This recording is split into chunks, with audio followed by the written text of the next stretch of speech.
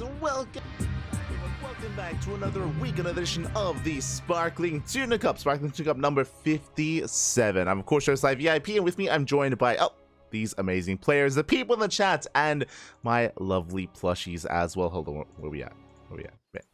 Bam! Oh my god, it's great to be back here. Of course, we are back returning after what, a 6-hour hiatus. We were live earlier today, around seven or so hours. We were live earlier today with Cheeseadelphia Summer, the Summerland, where it was a jam-packed tournament, 10 hours straight of NA StarCraft. I slept for 5 hours. We're back. We are back once again. I apologize for the delay. I apologize for the delay to the start of the stream. We have a story to go over, but regardless, we are jumping in to game number 1. And spawning in the top right-hand corner of Alkione, we have our red Zerg player from the land of Belarus, representing the Platinum Heroes. It is Nikic. And spawning in the bottom left-hand corner, we have the German Terran player, the blue Terran himself. It is Captain Fish. Bam! Let's go. Let us go. So we are, of course, settling into our first series of the night. Now, I apologize because we did miss out on game 1. Basically, what had occurred is we were going to be jumping on Art versus Eva. Exclamation mark B. Exclamation mark B in the chat if you guys want to have a look back yourselves. The bracket is jam-packed, it's stacked, it's beautiful. Full of a lot of Protoss. But it's fine. Don't worry about it. The bracket is live. We're going to be jumping on Eva versus Art. Eva versus Art was going to be our first series, but alas, unfortunately, or depending on how you look at it, unfortunately, Eva is unavailable. Eva is having breakfast. Calling him out right now. He's eating food. I'm shaking my head, man. He's shaking my head. Eva is having breakfast at the moment, and unfortunately is most likely going to be missing out on the first round. Walkovers are going to be kicking in a couple of minutes, if not already. And once they do, Art will get the walkover and will advance on into the next round. Because of that, we had to find another series. We had to scramble ourselves here to find another match, and we have found one. We're jumping in mid-series into game 2 of this ZVT. Nikic is leading 1-0. Nikic, of course, coming in as the heavy favorite. He is coming in as, I would say, especially in the absence of Eva, the strongest Zerg player in the bracket at the moment. I mean, a shout to Eon. Eon is also in the bracket as well. We can go over it after this series, but for now, we're settling in. Is going to be a Hatchgas spool standard opener here out of Nikic. Meanwhile, Captain Fisher across the map going for a Rax expand as well. Everything looking as it should, settling into our openers. We missed out on game 1, so I'm not really too aware of what did occur and how our players are compared to each other.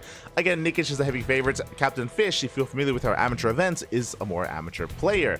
Has been, of course, competing in some CranKy Duckling events over the past couple of months, over the past couple of weeks even, or 2 months at this point, and has become a regular in our online amateur events. So it's great to see him competing even in events like Sparkling Tuna Cup as well. I do appreciate it, and we'll see how he compares to a more notable player, a more established player like Nikic. But now Captain Fish behind this is getting into his third CC before starport. Very economic build, economic opener here from our Terran player. Likewise across the map, Nikic is getting into his own third base, droning up and settling into his own build. We're settling in, Bobby. We're settling in. Let's go. For those who are curious as well, I was mentioning and apologizing yesterday for not covering WTL because World Team League day number 2 was live yesterday. There were no English streams, and we would have casted it, but it was clashing with Cheeseadelphia. It was clashing with Cheese, so we did focus and prioritize Cheeseadelphia instead. That meant that there was no English coverage of WTL. We will be covering WTL today, day number 3, live right after Sparkling Tuna Cup. We're going to be covering day 2 of WTL in a couple of days. You know, throughout the week, we have a couple of free slots available. I believe Tuesday, after ESL Americas, we will be jumping on WTL on a replay cast or a catch-up cast of day number 2. So if you missed out, you want to tune into some more WTL action, we don't just have you ready for that later on after this broadcast, but on Tuesday as well after ESL Americas, we've got you covered there as well. So, plenty of StarCraft. Plenty of StarCraft to come. Meanwhile, Captain Fish going to be active with our initial Hellion aggression, catching some tumors here and there, pivoting away behind this. Interesting, not going for the add-on swap. It is 3cc 111, but we are not going for Banshees. We keep the add-on on the racks, and we're going into Stim instead. Okay, very different follow-up here out of Captain Fish. The Overlord comes in for the scout. We see everything, by the way. Oh my god, we confirmed the 1-1-1, we confirmed the tech lab, we confirmed the lack of Banshee, and with that, Naked is fully aware of what's going on. He knows he can skip out and maneuver his Spore Crawlers accordingly. Spore Crawler here at the third, Spore Crawler here at the main base. The goal of the positioning here for the Spores is to deal with Liberators, as Liberator is in production. So a nice read here from Nikic, will be in position to shut it down. Now we can focus on droning up and dealing with the Hellion aggression as we do try to dive in. The Hellions, they do get caught out. One Hellion does get surrounded, the rest will back off, and Nikic, he holds. He holds the line here, is keeping up with the aggression of the Hellions at least, and is happily droning up. At the same time, Viking looking for more Overlords, does get one Overlord kill, but the others are looking pretty safe and sound here. Overlord pulls back, Queens rotate over. As the Queens rotate, Lings should be getting in position for the Hellions as they're looking to catch the Queens out of position. But alas, Nikic does hold on, doesn't lose anything behind this. Throwing down additional Raxes, third CC going to be landed on location. We're settling in towards the mid-game. And we should be working up towards a bit of a 7-minute timing with Stim and tanks. The tank count is slowly getting higher, and we still have to build up on it, work towards it, and then we can be active on the map. Then we can go for a push. Until then, Nikic can drone. Nikic can drone quite freely. We have 1-1 on the way. We have Veiling Speed on the way. We're settling into all of our upgrades, taking a fourth base, droning, and we're free to drone for another minute or so. I would say another 30 seconds before we have to focus on Lingbane and focus on the army that should be moving out. Of course, Captain Fish still just building up on that. Likewise, Nikic still droning quite happily, quite freely, getting up to full base saturation. Our economy here is getting a little bit out of hand. It's getting a little out of control here as we're getting up to 80 workers. And unfortunately, Captain Fish, whether it was Hellions or Liberators or anything really, we just haven't gotten any economic damage done. Liberator dives into the main. We spoke about the Spore earlier, already in position. We get half damage done on that Liberator. And yeah, Captain Fish is pinned back behind the main base. Meanwhile, here comes our first bit of aggression here, not just with Hellions, but with the drop as well. We're just keeping the tank-based army back at home for the time being. Upgrades are about to finish up, but it looks like Fish, or Captain Fish, is just, applying some light pressure here. And the worrisome thing about this is that Nikic, he's just been left alone. Been left alone to his own devices, happily droning up, getting a 5th hatchery as well, already up to 80 workers. And Nikic is looking very comfortable. Last we can see Captain Fish try to dive in, but last is going to be shut down. The creep itself looking quite solid, just, connecting our bases, getting towards the halfway mark on Alcyone. And is looking to exceed that as well. Meanwhile, back at home, Captain Fish still just building up his production. Oh my god, that's a lot of Raxes. Okay, well, we have our build of choice. This does, oh, actually, never mind. I was going to say this looks like an 8 Rax. Looks like it because, we do have 8 Raxes, true. It looks like a 3-base all-in, but we did throw down a second factory. That is a bit of an oddity. Liberator gets 3 drone kills in the main base. We get some okay damage here. Captain Fish will back up. What I'm referring to is that usually when you go for an 8 Rax, you avoid our gases, as we're seeing here. But no, we're taking gases, we're teching up, we're working towards another expansion. Okay. Now I'm a little bit concerned. What I'm referring to here is that these extra Raxes could have been a 4th CC. To build up, to expand, work towards a 4th base, to get into a longer game. Alas, our economy is going to be stifled as a result from the side of Captain Fish, and Nikic is soon to max out, droning up even further here, getting up to 91 workers. Oh my god, that's a lot of workers. 91 drones for Nikic, and he's about to max out. He's about to max out. He's just outscaling Captain Fish at this point. 4 CC now on the way. And here comes the Lingbane trying to collapse on the army. We do have some decent tank lines behind this, but the Bio army gets caught out. Yeah, we catch out the Marines. The tanks are a little bit too far back. They don't really apply. Oh, they can't really assist too much here. We have to back off. At least we retain the tank count, true, but we lost all the Marines. Nikic looking quite comfortable here, quite solid. We have the Hive already done. Ultra Cavern on the way. Spire on the way. May as well just take them in every which direction. And Nikic is getting to his final form. He's getting into that end game, that late game even, towards that Ultra Tech. And now we see Captain Fish moving out, but again, we expected this kind of pressure, this kind of move out a couple of minutes ago, and now we have enough to collapse on the army. Lings from behind, Bailings as well. We get a full surround and we shut down the tanks. The Bio army does survive, but there's no more backbone here to the army of Captain Fish.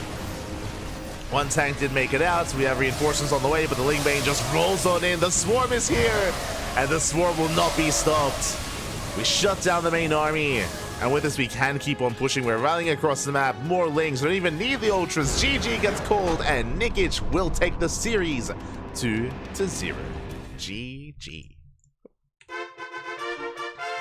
GG, well played. Nikic showing us why he is one of the stronger Zerg players in the tournament, why he's one of the favorites to make a deep run here.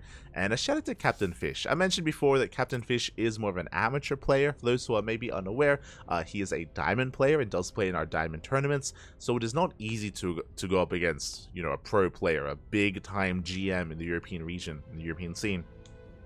So much love. Big shout out here to Captain Fish. Much love as well. Not easy whatsoever, and I appreciate that he is one to not just play in our diamond tournaments, but also participate in these open tournaments as well. It is definitely a learning experience. Not just that, but it's also a good way to be a part of the community and to interact with some of your favorite pro players as well, and yeah, take part. GG. GG, well played. Nikic will advance on. Shout out to Captain Fish for participating here tonight. And Nikic will advance on into the next round, where he has his next opponent ready and waiting. It's going to be a ZVT. Here we go. We're going to be jumping in, and we can take this moment as well to have a look at the bracket. Exclamation mark B in the chat if you guys would have a look at the bracket yourselves. Do need a moment to set things up here, as from the top we have the walkover that we were referring to. Bit of a feels bad man, but Eba did give the walkover to Art. Art advances on into the next round, and with that we have our first quarterfinalists getting ready. We have Christiana versus Art in a PvP. We have Nikract versus Nikic in a TVZ, as Nikract does take down Dave Latos 2-0. Nikract, I would say, is the big Terran player, the big Terran representative in today's tournament. Yeah, the best Terran in the bracket, actually. There you go. Facing off against Nikic. Scrolling down, Mindle VK takes down UD Soldier 2-0. Nicely done here in that PvP. UD Soldier, of course, is no slouch whatsoever. I would say is comparable to Mindle VK, so congratulations to Mindle, as we do have a PvP in the quarterfinals between Geralt and Mindle VK. Scrolling down, we have Nice waiting for the winner of Shameless and Eon. Eon, of course, the Costa Rican Zerg player, and Shameless, an up-and-coming Protoss player as well. A lot of potential in him. I think he's around, I think he just turned 18, if I remember correctly. I think he's just 18 this year, and yeah, he's facing against Eon in that PvZ. Best of luck. Best of luck. Oh.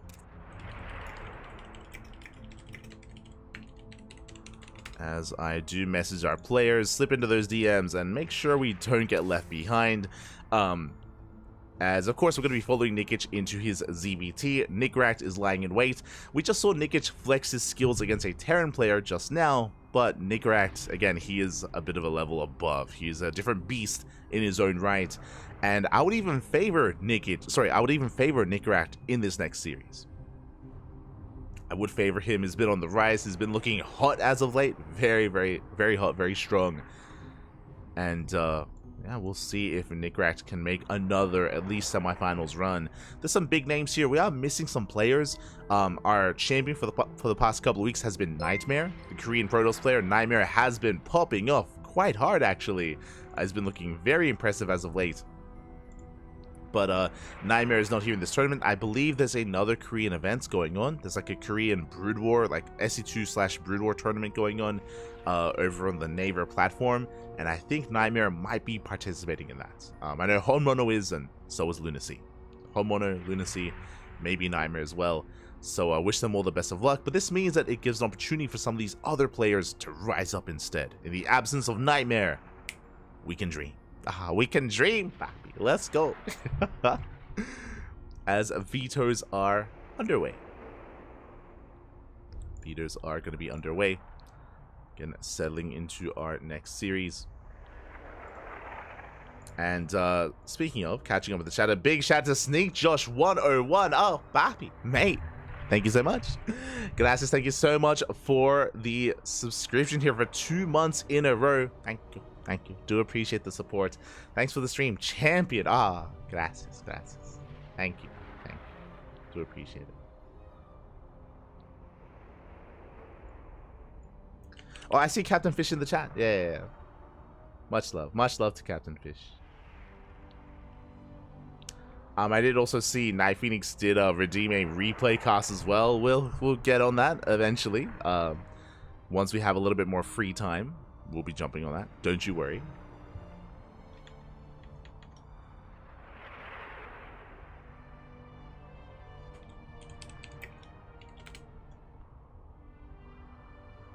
God damn it. Eva saying my breakfast has concluded.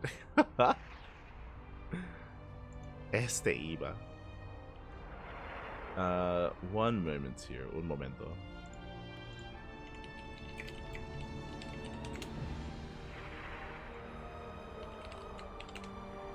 As our players do need a moment to set things up as they are preparing for themselves in this next series. Meanwhile, again, plenty of other matches ongoing. Here. And we may just go on a short break. Just to allow our players to, prepare themselves and to jump into this. Again, the quarterfinals is getting underway. And I mentioned before that once we wrap up with this broadcast, once we wrap up with Sparkling Tuna Cup, World Team League, WTL is going to be coming up next. Cast after cast after cast. We don't stop here, Papi. We don't stop here. Because we're casting WTL after this broadcast, I won't be going over that replay yet. Night Phoenix, I see you in the chat. We won't be casting the replay today. But maybe after ESL Americas, at some point this week, I'll find some time to have a replay cast and go over some of your replays. So I'll have you there. Give me a couple of days.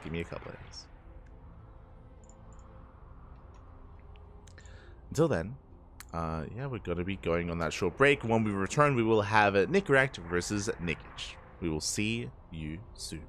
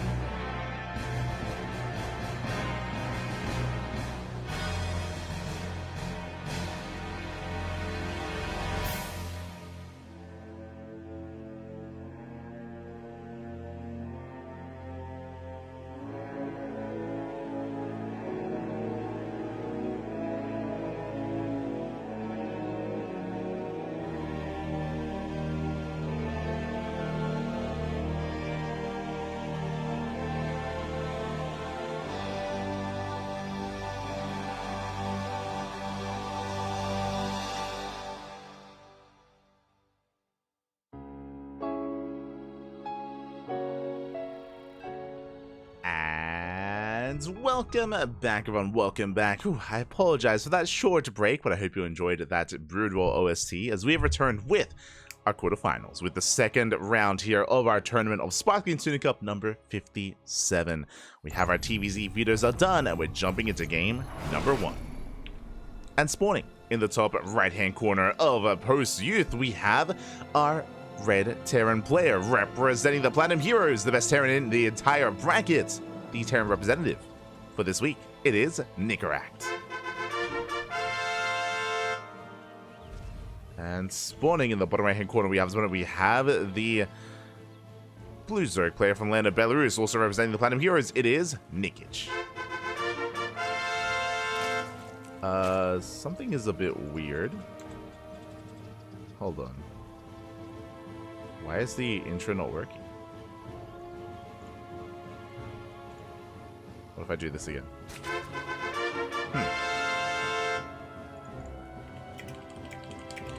Weird. So we'll try to get that fixed throughout the course of the broadcast. For now, we're going to be settling in. I do apologize, but for some reason our intro is not working.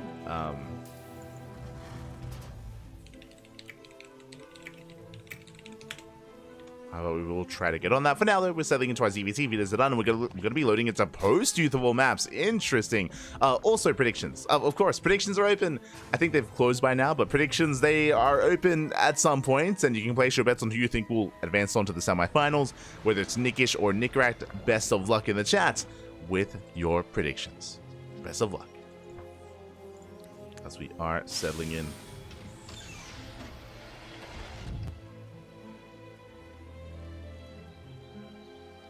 Actually, I'll try to...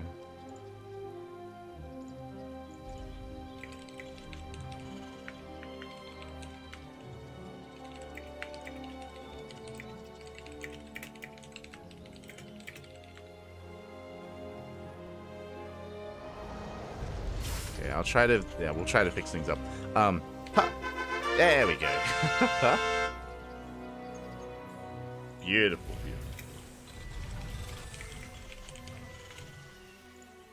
Here we go. Okay, so, sorry, I was a little distracted. I was a little bit distracted, but now we can settle in. And for now, it is going to be a Hatchet Spool. Hatchet Spool standard opener here out of Nickage, of course, going for the hybrid base. This is one of the big features of this map. This is why Post-Youth is very commonly vetoed, is because of the free gold minerals that you get in not just your natural, but also a gold base in the center of the map as a third or even a fourth. So a lot of gold to be taken here on Post-Youth, and Nickeract has no fear. Nickeract does embrace this map, did not opt to veto. And behind this, opening up 1-1-1. Racks into factory into that starport. Are going to be settling in. Likewise across the map, Reaper does also tip in towards the main base, but we are in position. We do deflect the initial Reaper play, and Nickeract opening up 1-1-1 is pretty aggressive, actually. Usually we would see a 3cc by now. But no, we're doubling down, and this could be the beginnings of something like a Hellbat push. We're going for the add-on sub, opening up Banshee. Hellions are amassing as well as we speak, and we'll keep an eye on whether or not we embrace something crazy like Concussive Shell Marauders, an Armory, or any other sign of more aggression. As Hellions do get across the map. They do move out, they do threaten a dive. Banshee production back at home has commenced alongside Cloak. Do see Nickeract just looking for another way in. Meanwhile, Nickish does respond with a Roach Warren. Okay, not too bad. Very safe play here out of Nickish, embracing the Roaches. Is going to keep him safe and sound against something like Hellion Aggression. Meanwhile, further back in the main base, the Overlord is coming in for a scout, coming in from behind. At the same time, the Hellions, they dive in. They go for the dive. Lings are lying in wait. We do lock down the army. Just barely. Whew. Yeah, the bait was real, and we do punish Nickeract. Nickeract, Nico. We do punish a Terran player as we only lose 3 drones for 4 Hellions. Meanwhile, behind this, interesting, we do not continue Hellion production. Intriguing. I'm very intrigued here with this kind of build of choice, as we are prioritizing Stim and, of course, Cloak. There we go, 3rd CC on location, a late 3rd base. We'll see if it pays off. We'll see if it does pay off. Banshee does get across the map, slipping in towards that natural, getting 2 drone kills, 3 drone kills so far. Not bad. 3 getting 4 drone kills. This Banshee, does manage to slip away. Not a bad start. Banshee does survive, and we do have a 2nd Banshee moving out as well. 3rd base being taken, settling into 2 more Raxes. We do have a 3-1-1 setup, a double E base. We're going to be embracing Bio, not Mech, thankfully. Are embracing that Bio. And we'll see if Nickeract can get even more damage done with these Banshees. Now, these Banshees, the reason why they have to get drone kills is because of the delayed 3rd. We delayed the 3rd base intentionally so for these Banshees. And we're going for the Queens. Lair is not done. We have no mobile detection. We do not get the Queen before Transfuse. And we may not quite get a Queen, but we do clear up quite a lot of creep. Creep is being shut down. Army rotating over.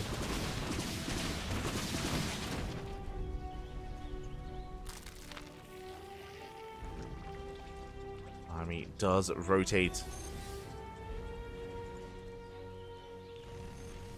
And from here, at least Nickeract has cleared up some creep and killed 4 workers, but still not ideal, still not enough. Nickich is still honestly sitting back quite nicely, getting into his own 3 base setup, droning, getting a fourth, spreading more creep. Nikish is looking quite solid here. And the pressure is on at Nikaract. As we throw down additional Raxes. That's going to be a 7 Rax setup here for Nikaract.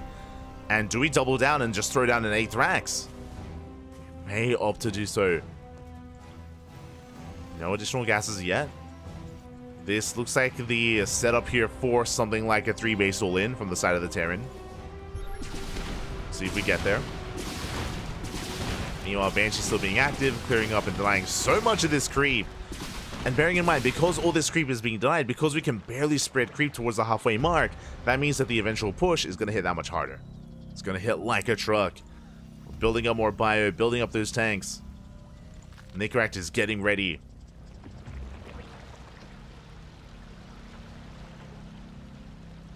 He's setting up for this. Never lucky. Tomato buff.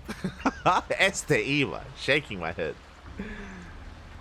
Here we go. Nikaract is moving out with this double drop.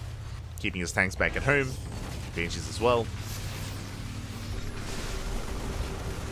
Nikaract will catch some tumors. At the same time, Nikish getting ready for a surround. The Queens are exposed. The Queens will survive. We force the pickup. We force back the army. Nikish does hold. And behind this, Nikish, he did take the gold base, but he hasn't saturated. No, he's moving out with his own Roach Ravager. Moving out, but does pull back. He's droning. He's droning up, taking more upgrades. Nikish is calming down. Just securing himself, and now he does saturate the gold. Meanwhile, Nikaract is still building up, and I do not see a 4th CC. No 4th CC. We have 7 Raxes behind this. No gases, no second factory, no 4th CC. Nikaract just doubling down and focusing on his army.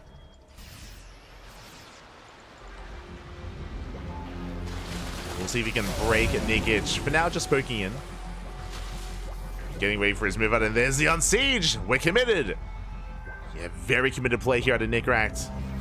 Essentially 3 base all in. 3 base all in from our red Terran player. It's all or nothing. Roach Ravager does engage. Going to try and slow down the army. Force a siege. Roaches are coming from behind. They catch the first tank. They get 1. They're going to get 2. They're going to get all 3. Just barely all 3 tanks are going to be targeted. Very nice flank here from Nikish, and he's just pulling this apart. Shutting this out. Babies come in. We force the pick up. We do force the pick up. Banshee's going to be folding as well to the Queens, and Nikish, he holds. He completely shuts this down, and Nikish can just keep on pushing. The 1 tank, though, does hold the line. Nikaract holds on, but again, Nikish, that was just the ideal engagement here. Coming in from multiple angles. Catching the tanks. Behind this, Nikish taking another base, getting up to 4 base saturation. Joining up even further, getting up to 80 workers. And now Nikaract throws down the base. Now he throws down the 4 CC. But this is after the failed push. This is an afterthought. Now we get the armory on the way. 2-2 is heavily delayed. The reason for this, we never intended for the game to go on this long. We were committed. We were very committed on 3 bases. And now we're struggling to get into a longer game. Are struggling. Drop plays coming in. Going for the base. Force a cancel. Not bad. Cancel the hatchery, catch an overlord. Nikaract picking up once again. But we are in position in the main. Nikish is keeping up. 5th base getting saturated. Nikaract moving out with the 2nd push, but this time with that many less tanks. Only 2 tanks this time.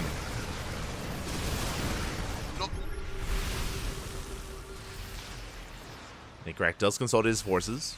Nikish is maxed out. He's maxed out with Lingbane Roach Ravager. He is maxed.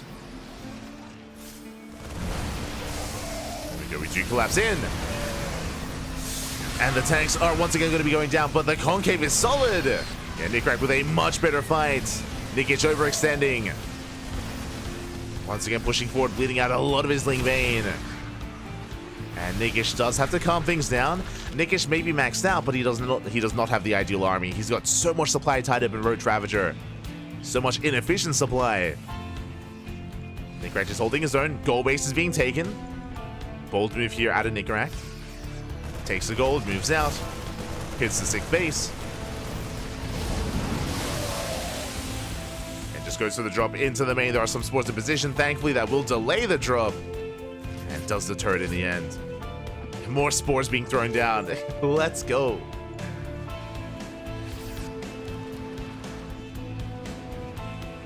As Nikish does get eyes on the drop. For now, just getting into 3-3. We're working towards ultras as well. We have kind of splitting on the way, and we do collapse on top of the planetary. We try to. We only get 4 SCVs. That was not a worthwhile trade here for Nikish. Now we get infestors trickling in. But there's just not enough here for the Zerg. Nicorette, he is recovering. Not easy, but he has established a base. He's now maxed out himself. Hasn't been able to fully mine his 4th, but we're getting there.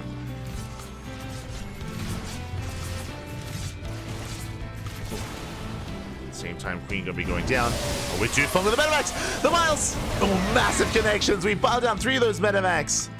Massive pick off here for Nikish at the same time. Nicorette going for the dive, going straight for the mineral line, going for the gold, but the tanks are exposed. Yeah, both tanks go down. Nice choke win here for Nicorette. But he has to get the hell out of here. He cannot maintain himself. Gets 12 worker kills. Not bad. But again, still not enough. The final Banshee does fall. There was a Liberator wreaking havoc. 12 worker kills is good. But that cost us the entire army. Or most of the army, I should say. And Nikish getting ready to pounce on that planetary. At the same time, Nicorette going for the fringe base. Going for the 5th. Fifth base does go down. We get the hatchery at the same time. Nikish, do we commit? We do. We do commit in. Collapse on the tank. Bailing's rolling forward, going for the mineral line. Not many SCVs. And that should be a kill on the planetary, just barely. Planetary goes down. We trade a base for a base. And Nikish, he deals with the aggressing army. And Nikish does save most of his workers. I say that, bleeds out a lot of Roach Ravager. Nicorette moving forward. Back at home, ultras are amassing. Nicorette pushing towards the now fresh mining base here of Nikish. It's getting low.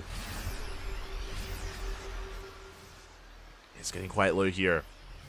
Yeah, more tanks on the way. I believe Vipers have arrived. Yeah, we have 1 Viper. Hatchery barely survives, just barely, but it should go down. Oof. Still 1 shot away from falling. Nikish does commit. Yeah, this time we have kindness plating. We collapse on top of the tanks. All 3 tanks are going to be going down. The ultras, they do hold their own. Not much tankier with those upgrades. It's 1 ultra falls.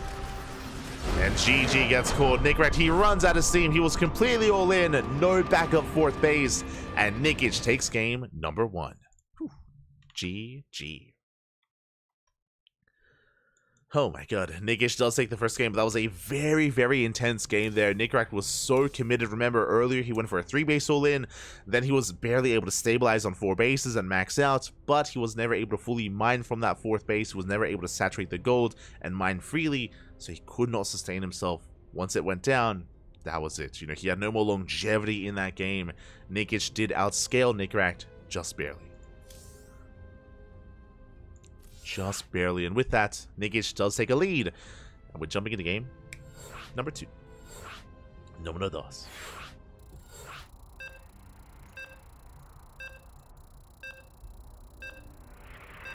Here we go.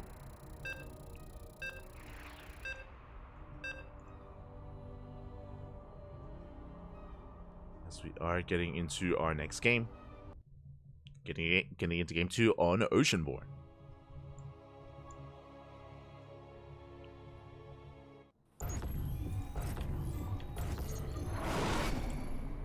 And spawning in the bottom right hand corner. In the bottom right hand corner of Oceanborn, we have the red Terran player representing the Platinum Heroes.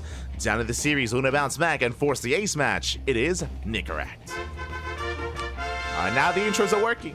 And spawning in the top left hand corner, we have his opponent. We have the blue Zerg player from the land of Belarus representing the Platinum Heroes as well. As this is a team kill, it is Nikish.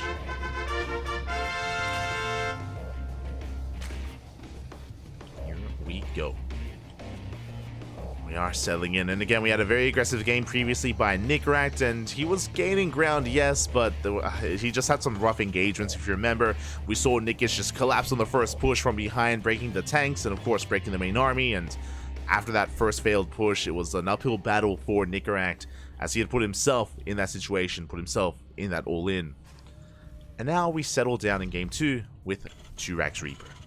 2-Rax Reaper. We saw a lot of this earlier today in Cheesadelphia. Dolan was all over this opener and all over this build, but Dolan time and time again would go 2-Rax Reaper into a 4-Rax follow-up.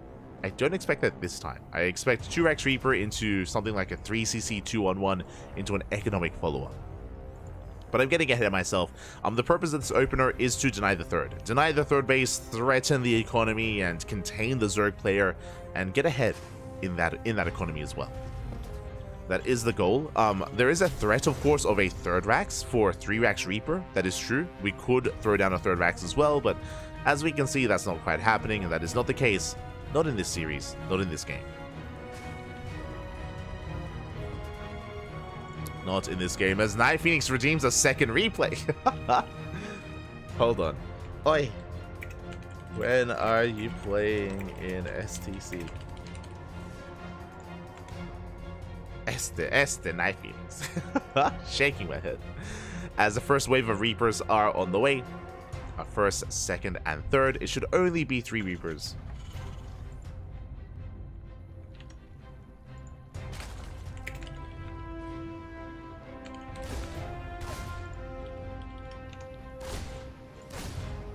Do get across the map. Reaper going to be dancing with the initial army. Lings zipping in. And it looks like we have been able to sneak out that base. But alas, with 3 Reapers, the goal is to deny the third and force a cancel. Can we pull it off? It's going to be close. Third base taking a lot of hits. Lings and Queens getting ready to dive in. Hatchery's getting low. We should be seeing a third Reaper momentarily. There we go. We're up to 3 Reapers. We have the KDA charges as well. And it is going to be close. Queens are waddling forward. The base is getting low. But it looks like we will save it. Yeah, the third base will stand strong. Reapers are forced back. And so far, so good here for Nikic. But a 4th Reaper has arrived. And a 5th on the way. 5th Reaper is on the way.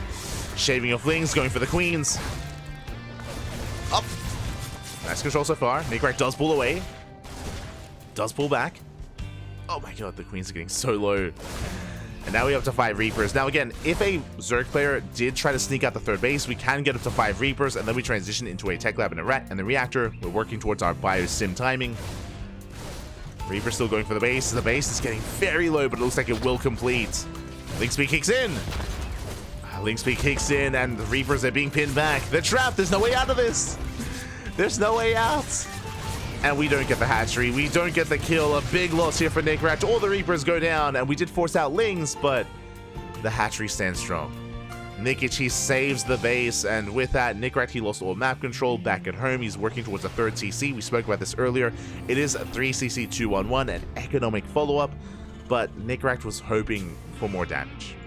He was hoping for more damage, especially with 5 Reapers. A bigger commitment from the Terran. And it barely wasn't enough. I mean, the hatchery got close. It got very low. But did not fall. And now Nikic, he's pulling back, getting into his starport. Basically, the next wave of aggression for Nikic is going to be his 2-on-1. His stim timing. Stim is almost halfway done. When Stim finishes, we should have 2 metavacs, and we can move out with some drop play and threaten the bases of Nikic. Deny creep, hunt down overlords, maybe threaten the queens. There's potential for damage. Potential. As there is that add-on swap.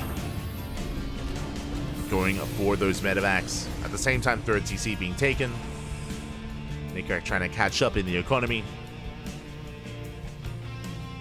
Is attempting. Meanwhile, across the map, Nikic playing it out safely here. I say safely, quite greedily. We have a safety Bailey nest, but we're going straight into the Lever Chamber before the lair.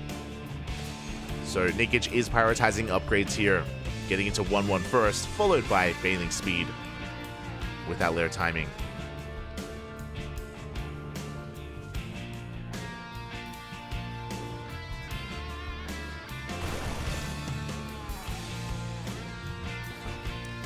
Here we go.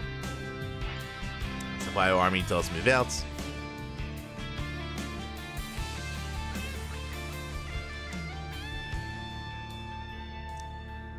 Nikic being active on the map.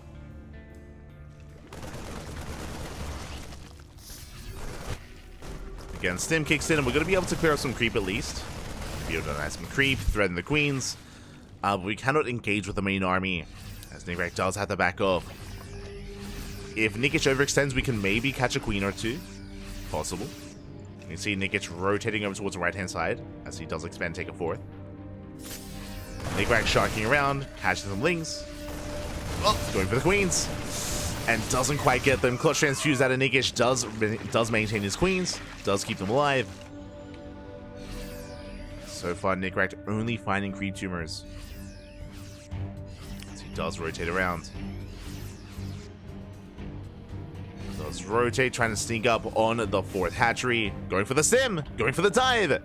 Ling Bei's out of position. Yeah, nicely done here. Looks like we will force a cancel. It's gonna be close. It's gonna be so close, and that's a kill. Ooh, that's a kill, not a cancel. 300 minerals down the drain. That is the ideal situation, the ideal scenario for Nickrak. Not a cancel, but a kill. Ay, ay, ay. Yeah, massive pick off here. The hatchery does go down. And suddenly, Nickrak, he's back in this. We're good. Despite the earlier kind of loss that we had in the big investments, Nickrak, now we're back in this. We're building up our tanks, settling on 3 bases. More Raxes on the way. You can see Nikic getting ready for his own Link Bane run by. Meanwhile, the drops are still active. And we're coming back in. Aliens do catch the break. Oh my god.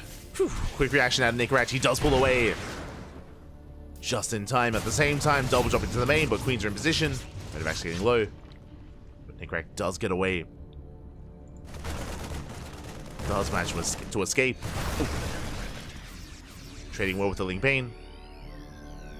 Meanwhile, that is a hive. Oh my god, we are rushing into hive tech here. Nikic will have fast Vipers, fast Adrenal. We could even try to rush into Ultras, which I wouldn't recommend. We don't really have the economy to fully sustain that.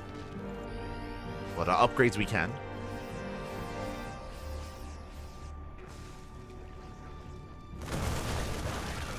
As once again, we stick in! No! He's not looking! Yeah, Nickrak a little bit distracted, focusing elsewhere. Massive Baneling connections. Shut down the northern drop. As Nickrak's attention was elsewhere.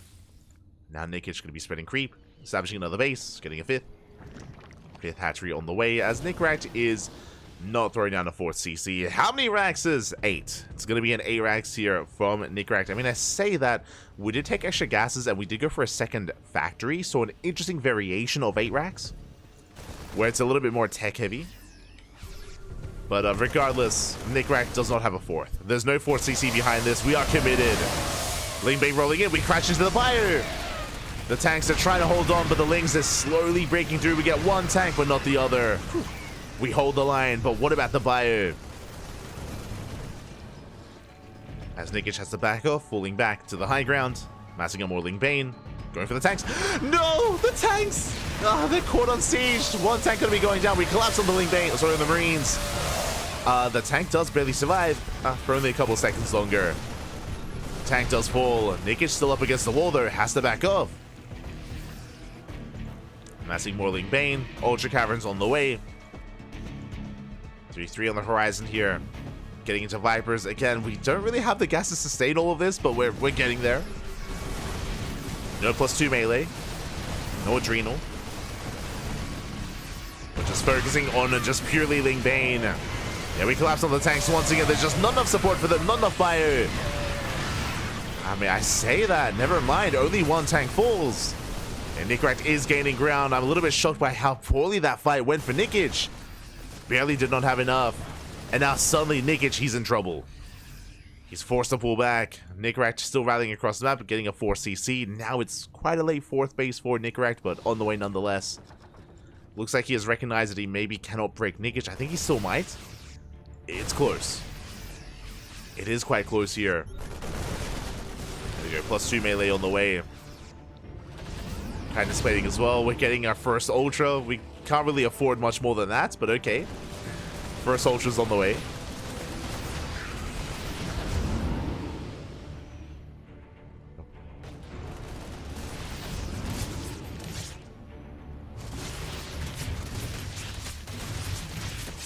As for now, Nickrak is going to be fended off.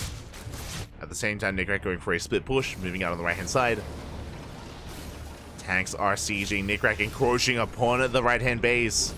And Nickish, oh, we are in position. We will force this back. A little bit trades against the Marauder, but we do get the kill. Tank siege up behind this. Fourth base now being named on location. Is now on the way. Oh! Ooh, as Baileys do connect. Once again, Nickrat focusing on the right-hand side. Does lose his drop. And now we can focus on our main push. Do we have any Vipers? We have one. One Viper is ready. Ready for those blinding clouds. Or for the power bombs. And here we go. We dive in. Two threat on the blinding clouds. The tanks are falling. Shut down the tanks at the same time. Split push towards the left-hand side. Gaining ground. Nickrat getting on top of the hatchery. Does go for the dive, but Nickish gets here just in time. Oh, it was so close. The hatchery was getting low. But Nickish does hold at the same time, though he's being pulled apart. It looks like Nickrat has too much momentum. Yeah, we just don't have the supply. Nickrat, he defends one location, but not the other. Hatchery goes down. Just cannot keep up. The drops, they just keep coming, Pat. They keep coming. Throw down a power bomb in a moment of desperation. Catching some reinforcements, not bad. Marauder's going to be going down. Still no Adrenal here. Oh wait, no, we have Adrenal, thank God. Still no +3, I should say. Do I at least have Adrenal? We're almost at Cracklings. Ooh, that's another kill in the hatchery. We're catching workers as well. 4 drones going down at the same time. We do clean up the drop towards the left. With our power bombs and with our banelings. We do shut it down. Nickish, he's barely holding on. We're holding back. Meanwhile, Doomdrop making its way towards the bases. Nickish out of position. Uh-oh. And we're boosting in. We're boosting on forward at the same time. Nickish actually going for a counterattack. Going for the planetary. Doomdrop into the main. Push towards left-hand side. Oh, this hatchery is going to go down. Is this worth it? Sure, Nickish gets a planetary, but does it matter? It doesn't even matter. Nickish is racing back. I keep pushing. At this point, we have to. We keep on pushing forward, going for the third. Nickrat now forced to pull back home. Tank goes down, going for the mineral line. The SCVs are falling. And Nickrat doesn't really have much of an economy to begin with. Liberator doing what it can. Bailings, they crash into the Marauders of all things, and all the best trades. Ultras are falling. They can quite well here against the Ultras. Expensive losses for Nickish. Oof. As he loses almost every single Ultra, but he gets 44 SCVs at the same time across the map. We keep up with the drop play. Nickrat does reestablish a fourth. Remember that earlier CC was left alive. Did not go down. So Nickrat is barely holding on here with mules, with barely any SCVs. And Nickish does confirm the fourth base is back up and running. But the workaround still struggling here for Nickrat. Still struggling. Nickish relying so heavily here on these ultras. Do we have any Vipers left? We do. We have 2 Vipers. 2 Vipers, 1 Infestor. The army is coming together. Oh, thank God. Viper's getting low.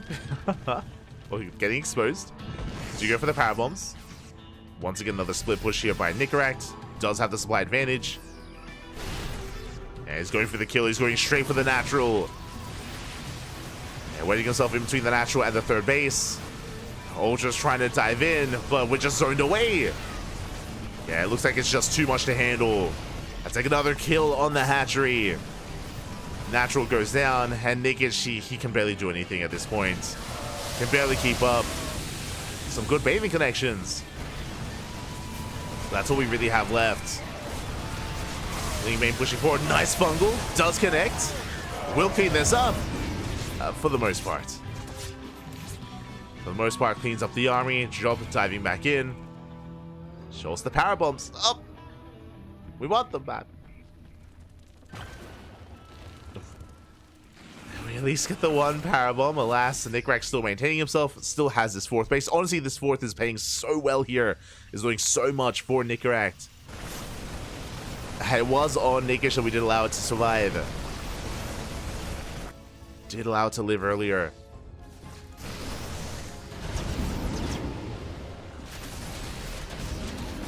Ultra Cavern gets sniped. Drop ensuring that there just is no economy. There is no mining here for Nickich. No efficient mining at least. We're down to like half a base saturation. And Nickich is all in. At this point, Nickich is completely all in. We do have a good amount of ultras, but back at home we have liberators. And what's the answer? How do we deal with them? We don't. We have libs, we have ghosts. GG gets called, and Nickrak ties up the series 1-1. We are going to the ace match. GG. Whew. GG, well played.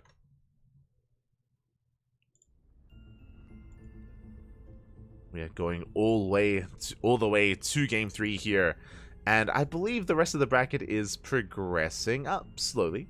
Slowly has been progressing. We'll be catching up with it later on. Oh, but we are going the distance here between this Zerg and Terran, between Nickich and Nickrak. One way or the other, the series is about to end. It's going to be either Nickrak or Nickich as it advances on. And we have our final map. We're going to be loading into Ghost River. Oh boy. Here we go. Ghost River, a very small map, very congested as well, known for its aggression, and we have seen a lot of aggressive plays so far to Nickrak. If you remember, Game 1, Nickrak went for a 7 racks, 3 base all-in. Here in Game 2, we went for an 8 racks. An 8 racks variation with 2 extra gases and a second factory. Just doubling down so hard, and yeah, I wouldn't be surprised if we see something similar here on Ghost River as well, where we just get up to 3 bases, we cut worker production, we deny it, or we avoid a 4th and just double down. That is definitely Nickrak's playstyle, at least so far. So far in this tournament.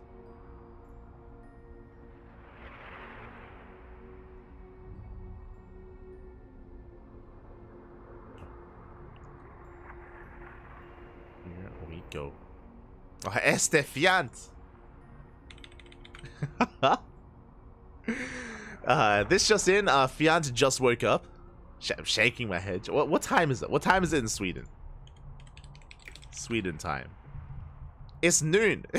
it's midday, papi. It's midday. God damn it, Fiant. God damn it. Shaking my head. Yeah. Gonna help us promote that Patreon. True. If you want to help support this tournament, I know we're in the middle of the series, but it was brought up in the chat. If you want to help support specifically this tournament series and Sparkling Tuna Cup, I mean, not just this tournament, but all of our tournaments, including Sea Duckling Open and Master Swan Open as well, you can do so via Patreon. You can see just down there underneath Nickrak's name, we do have a Patreon set up to help fund our events, to help fund our tournaments.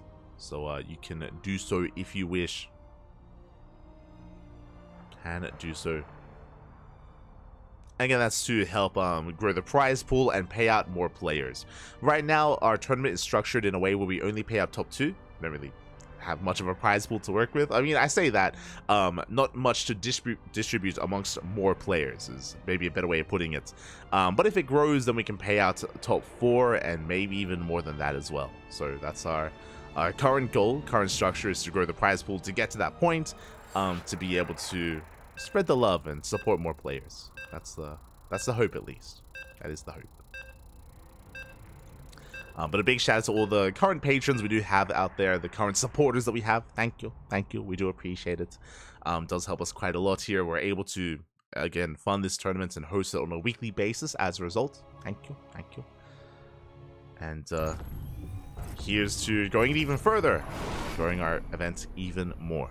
For now, we're settling in. We are settling in and spawning in the top left-hand corner of Ghost River. We have our red Terran player representing the Platinum Heroes. It is Nickrak. And spawning in the top right-hand corner, we have as opponent, we have the blue Zerg player from land of Belarus, representing the Platinum Heroes as well, as this is a team kill. It is Nikic.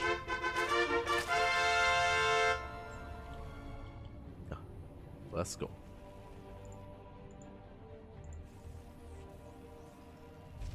I mean, it is the weekend, sure. If there was ever a day to sleep in, it would be the weekend. But at the same time, you know, Tuna Cup. Come and play, Papi. Come and play. Estefiant. Shaking my head. Ah.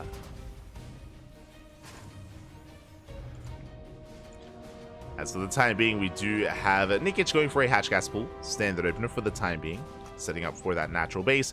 Meanwhile, across the map, Nikract going for his own Rax Expand setup. Nothing too crazy early on. I don't expect anything too crazy here in the early game. It's about the mid game where I'm focusing, where I'm paying attention here. It comes to the aggression of Nikract, or even the aggression of Nikic. We'll see. We shall see. As we are loading into Ghost River, of course, we have quite a short rush distance by ground. Doesn't take long at all to get across the map. Likewise, not many bases and a very congested map itself. We've seen a lot of split map scenarios here on Ghost River. As a result, it is very easy to cut in half just because there are so many ramps and so many choke points on either half of the map.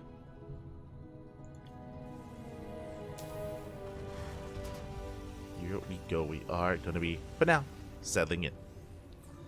Going to be settling in. Reaper moving out.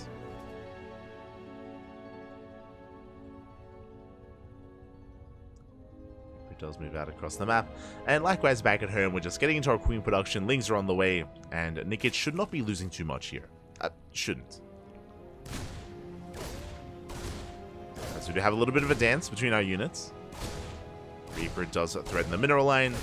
Lings pulling back. Some of them getting low, but so far no big losses. You see Nikic even investing into a extra pair of Lings, going up to 6.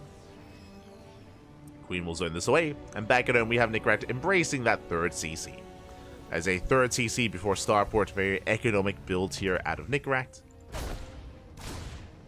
This is going to be quite economic. And Nikract even picks off 2 Lings, not bad. 2 link kills and, 3 link kills even. Very nicely done.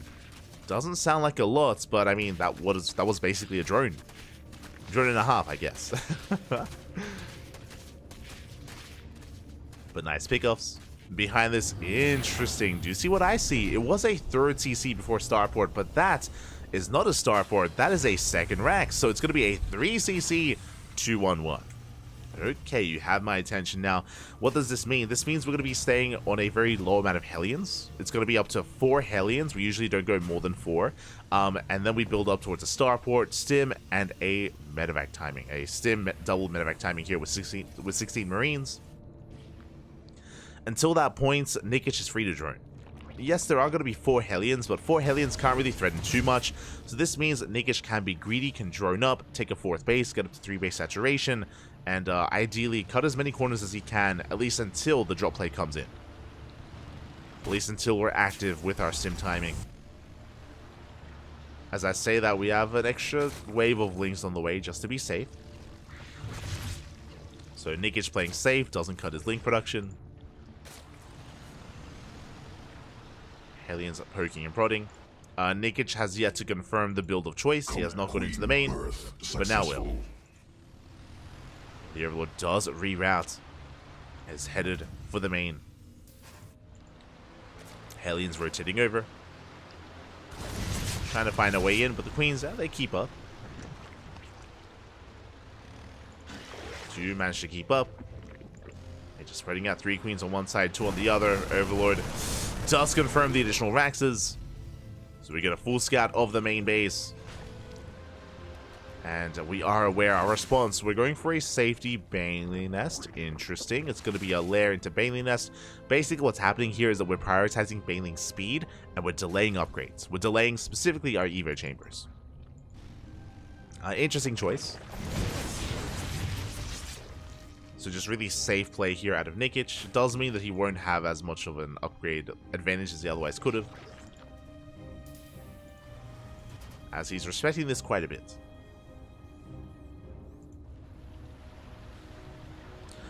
The other option here, especially because we are, for now, avoiding those Eva chambers, we could try to tech up a little bit harder as well. Okay, there we go.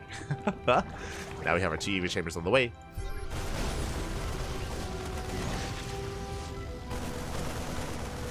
Into our Evers. One Overlord goes down, we deny some creep. Not bad. NickRack does rotate over towards the 3rd base. Again, he shouldn't be going for too much of a committed dive. I'm going to say that we just try to punish this. Popping up here from NickRack does get away. Getting 1 Overlord and getting 5 Flings. Does preserve his army. Once again, we try to punish this. Bold move by Nickich. Not sure if that was worth it. That's 19 Lings for 3 Marines. Yeah, some questionable moves there by Nickich, bleeding out a lot of Lings. And that means we're that much more vulnerable. NickRack going for the hatchery, doesn't apply pressure, getting it low. Hydrogen is on the way, just now finished. It's going to be Lingbane Hydra out of Nickich. Creep is looking okay, but again, he has been bleeding out a lot of Lings, and now here comes a secondary push. Here comes another double drop. And the goal here again, just clearing up so much of this creep. And we're just setting up, we're just laying up for the next wave. As I say that is a 4cc. Okay, for the first time this series, we're not like throwing down extra Raxes going up to 7 or 8 Raxes. No, not this time. We're getting up to a 4cc instead. Getting into a longer game. Which, not gonna lie, I kind of wish we did go for a 3-base all-in. Like, with so much creep being denied, with NickRack honestly trading very well with these drops, we could have been quite successful. Or with an all-in, I mean. Well, as we do see Nickich bleeding out 6 drones. 6 workers going down. Nickich pulling back.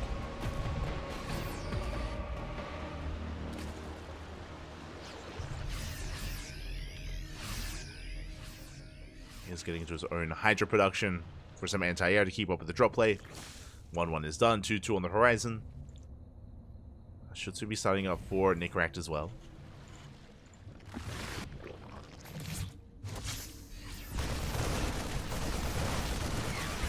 We do pick in. Oh!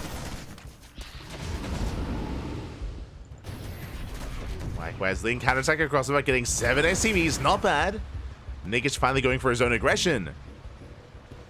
Does catch 7 workers out.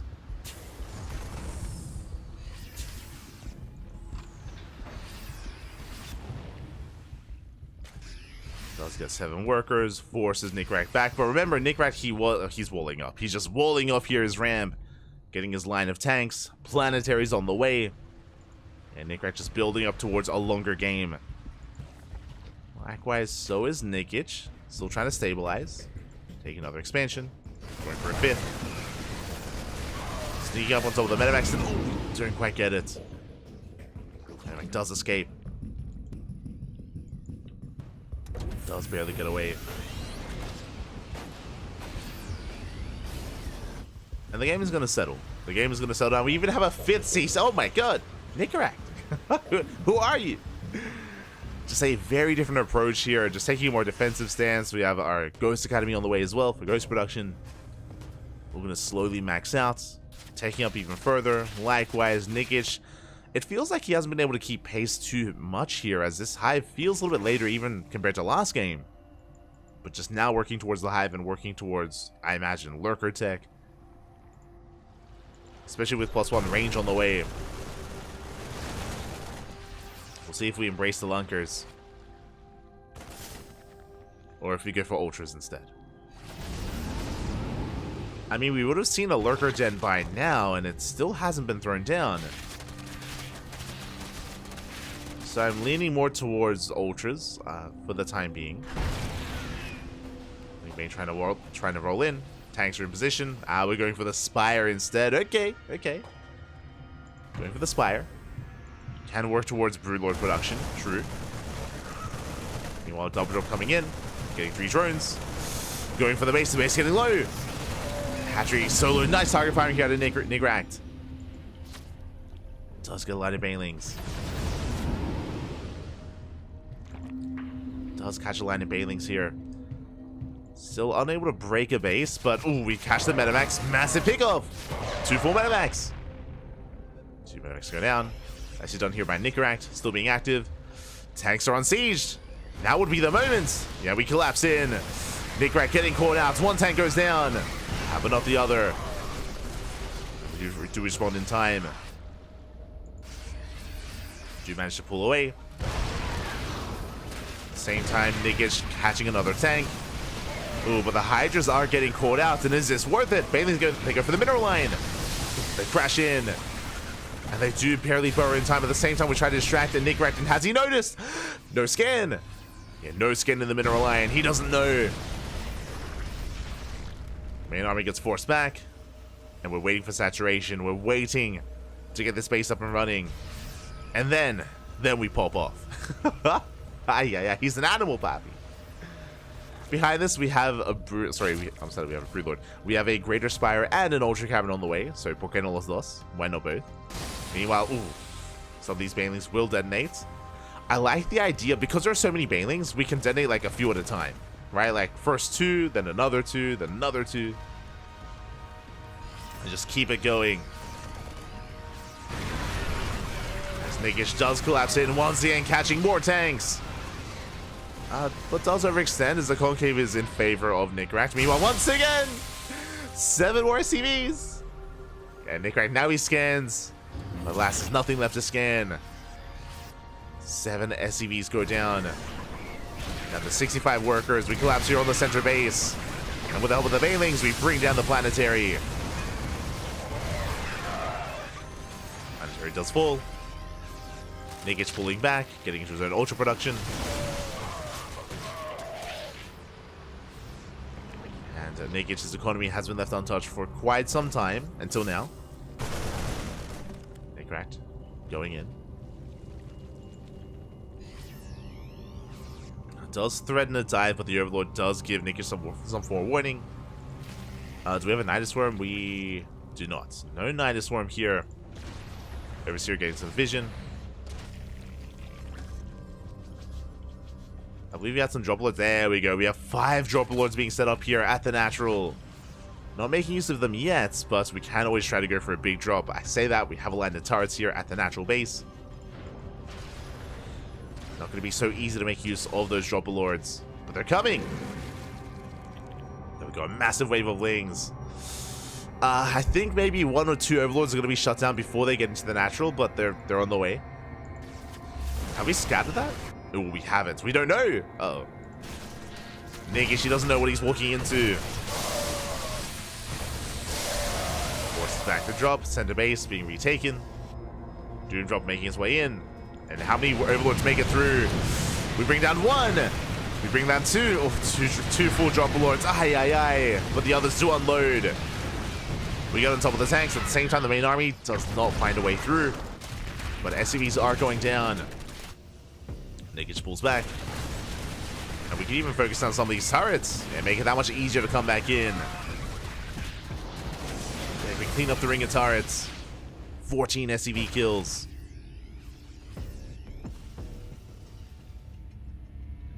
Lings even borrow. Meanwhile, Nigrac's still on a lower worker count, but he has meals. Has a center base. Nikic pulling back. Doesn't have the best upgrades to really work with Brood Lords, but +1 flyer attack has completed. And there we go. 5 Brood Lords on the way. Now, Brood Lords can actually punish this position quite nicely using this cliff face. At the same time, we have Ghosts in position. We have to be very careful with these Brood Lords. Gonna be a bit of a delicate dance. Poking in at this location.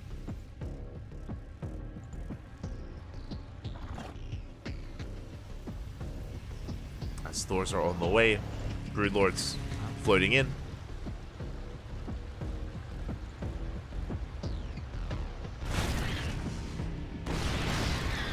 Nikic trying to distract the main army, but it's going to cost him an Ultra. Ultra does get picked off, but that does create an opening. Broodlords, they take down the turret, take down the sensor tower. Not much else. Going for the gas geyser. Again, we cannot just dive in. We have to take it slow.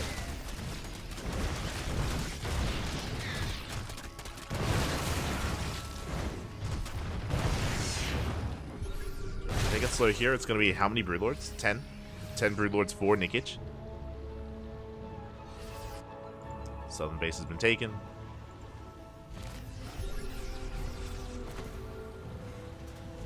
Infestors have to be careful. Looking for a fungal. Changelings are waddling in. Providing some vision. Oh, we do land a fungal. Not bad. Cashes on the buyer. Does cost us an infestor. We have one fungal left. Tank is under threat. Oh, Snipe's gonna be going up. Oh my god, we barely do not get the Broodlords. Do graze them, and here we go. We pull the trigger. One Broodlord goes down, but the planetary falls. And that's all we needed. We get the base, we pull back. And we have Spore slowly encroaching upon the army, upon the bases of Nicaract. Means they do keep each other alive. Tank's gonna be going down, then we can collapse in. Do roll forward. We have control of the high ground. And from here, Nickage can try to hit towards bottom left.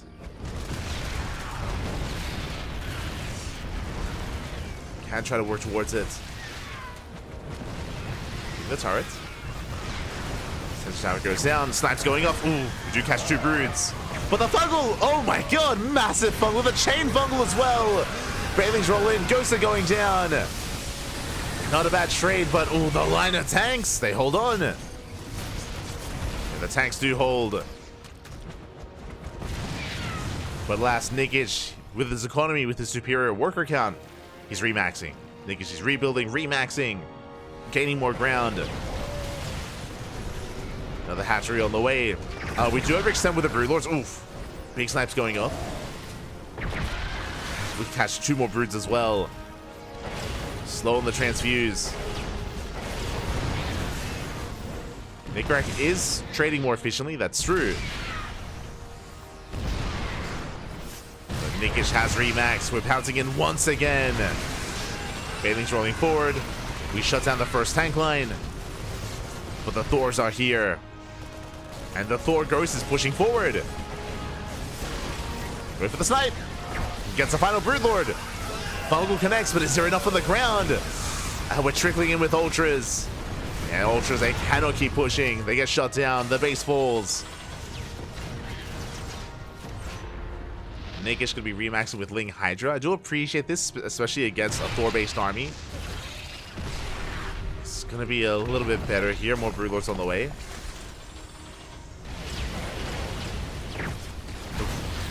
I mean, ideally, we would love to see some more Infestors and Neurals even. But Neural was researched, going for the Fungal. Second Fungal goes down. Ultras, they break through the Hellbats, but we cannot break through the Thors. Yeah, the Thors, they hold the line. They shut down the Ultras, they shut down the Corruptors. And Nickage bleeding off far too much here. Has to back up, has to retreat. And Nicaract, he's gonna just keep pushing. He gains more ground. And Nickage in a lot of trouble. He cannot fight. Not here, not right now. Bleeds up far too much. You can see the pendulum swing very quickly here in favor of Nicaract. Trading far more efficiently. Ultra's getting sniped once again. There's one Ultra left. There's zero. The Thors, they stand strong. Bailings roll in into Thors of all things. We take down one Thor. Yeah, and it looks like Nicaract has done it. He's broken the back of Nickage. Just unable to deal with this Thor tank ghost army. Just a little bit too beefy, a little bit too much to handle. Again, Ultras are not the answer. And the mass Bailing either. And alas, Nicaract, he takes out one base. He's going for another. He's just not giving Nickage the time he needs. He catches the drones. No. 24 workers. 24 drones go down, and we're not going to stop. We're going to keep on pushing. And Nigashi cannot keep up. Not anymore. We collapse in. We pull the boys in a moment of desperation. The Crocs is doing what they can, but they cannot shoot down, and we will clean this up. GG gets called. Nicaract will take the series 2-1, advancing on to the semi-finals. GG. Whew. GG, well played. Nicaract will take the series here, will advance on. My condolences to Nigashi. He played well. He played this out quite nicely up until the moment where, oh, hold on.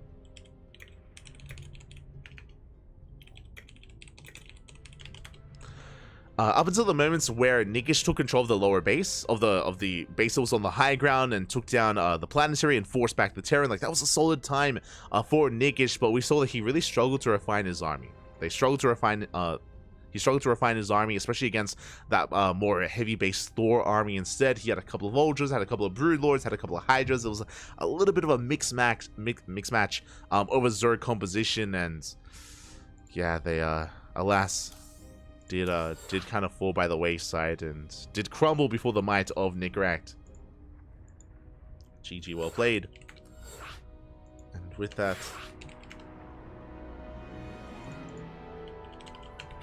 that, we have our next semi-finalists ready and waiting. But before we can dive into that, we're jumping into the semis. Jumping into the semi-finals, players have been lying in wait, patiently waiting for us to wrap up.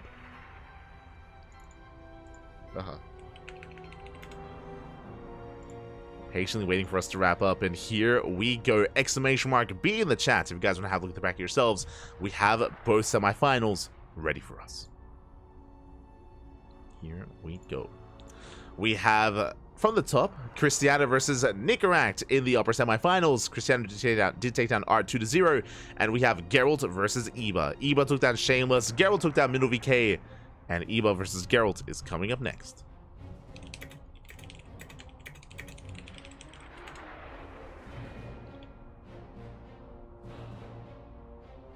Here we go.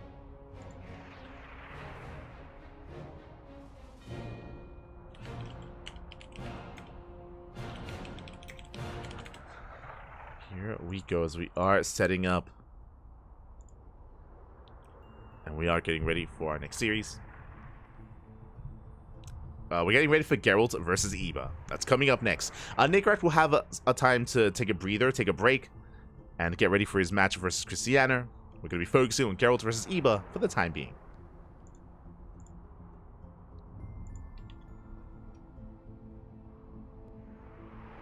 For the time being here.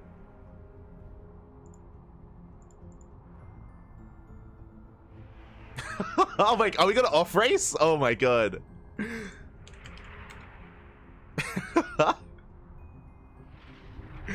Okay. So Eva is gonna be playing his main race. Of course. It's gonna be a PvP between Geralt and Eba. Of course it is. Shaking my head. But we do have our PvP upon us. We're loading into game 1 on Alcyone. Geralt, he was tempted. He was like, you know, I could play my Terran. I could off race. He was like, do it. And Geralt's like, no. I'm in a tournament. I'll play seriously. And he was like, no balls, papi, no balls. Este Eba. But here we go, we're diving into our first semifinals of the night, and spawning in the top right-hand corner of Alcyone, we have our Polish Protoss player, the Blue Protoss, representing Psystorm Gaming. It is Geralt. Oh. It's the Eba. His Protoss is cracked. And spawning in the bottom left-hand corner. they're both trying to flex on each other with their main races. Kappa. And in the bottom left-hand corner, we have our Red Protoss. Sometimes he's Zerg. Sometimes he's Zerg. But he's playing his main race. He's playing Protoss, representing the Platinum Heroes. It is Eba. Let's go. Geralt, he's talking about his Terran. And Eba referring to his own Protoss here. Aye. Who's more OP, the Terran or the Protoss? They're fighting over it, papi. He was like, my PvT is so good. It's so good because I have no shame. No shame, papi.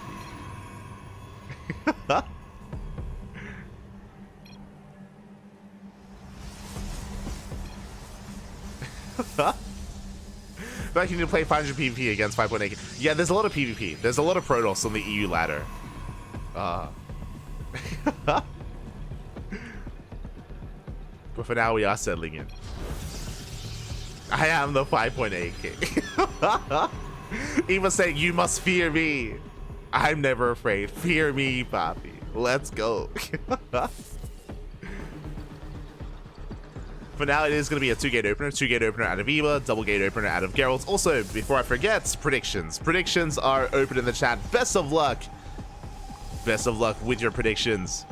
As who you believe will advance onto the grand finals will be one Protoss or the other. Up to you to decide, as Nickcracked is now the only non-Protoss player left in the tournament.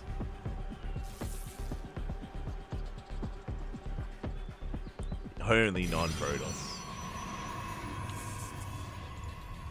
Nickcracked is the...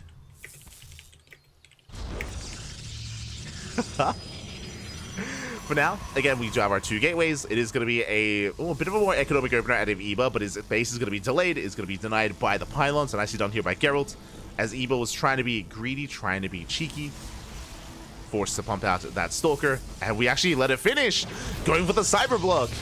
Okay, Geralt delaying the expansion even longer here.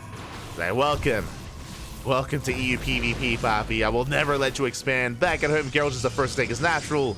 So Geralt with a slight economic lead. Eba is going to be slightly behind. Is going to be slightly behind here.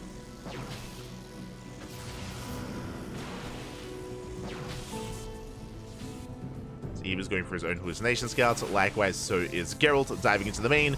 We have our take of choice. Eba forced to throw down his Twilight Council before the expansion, as the expansion was heavily delayed. And now we will take our own. So faster blink for Eba, faster and better economy for Geralt. That is our small dynamic going on here in the early game. Eba, he just scouted. He just confirmed the expansion. Confirmed the later tech. He was like, why don't you fear me? Why aren't you afraid? It's the... Calm down, Geralt. Calm down. We love you. No fear, just take the expansion back. I appreciate the banter. It's good. Oh, speaking of no fear, Geralt. I'm sorry, Geralt? Eba, do we just take a third? At this point, because our natural is so late, do we just double expand? Are we just aping it up? Are we just... Geralt does scout, does check. We still need a little bit more minerals, and we go for it! Double expand! He's crazy! Okay. And the hallucination will confirm! Yeah, double expand from Eba. He's lost his mind. Geralt does confirm. Behind this, getting ready for his own expansion. His own third base. I would imagine. Yeah, it's on the way. Let's go. Okay, now show us the fourth. Now, now show us the fourth base, papi. Keep going, keep going. As Geralt has arrived, applying pressure to the third of Eba. Eba rocking up, sending back the army, is in position. Blink is done in 10 seconds. Oh, we do not catch the Stalker. Barely not.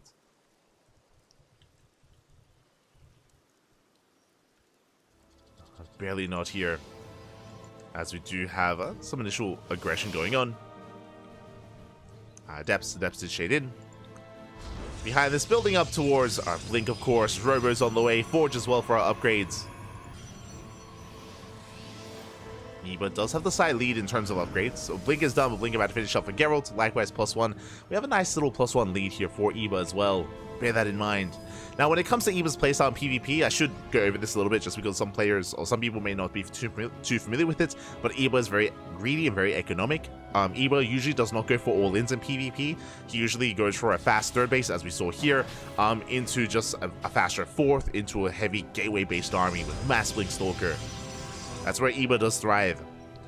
Eva, I imagine, you know, because of his earlier Zerg escapades, has really high APM and really high micro, really solid micro actually when it comes to Blink Stalkers.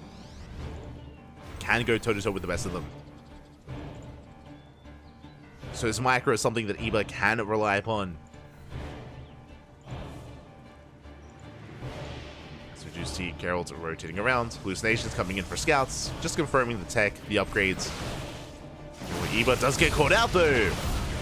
Gets one and definitely bleeds out to 2 Stalkers, almost 3. Yeah, we're going to get the final Stalker as well. Massive pickoffs here in favor of Geralt. There's that 4th base on the way. As I did mention, again, Eva is usually very expansion heavy.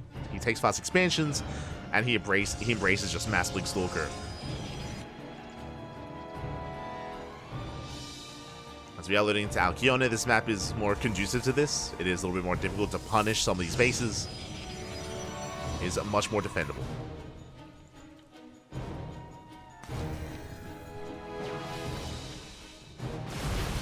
Much more defendable here.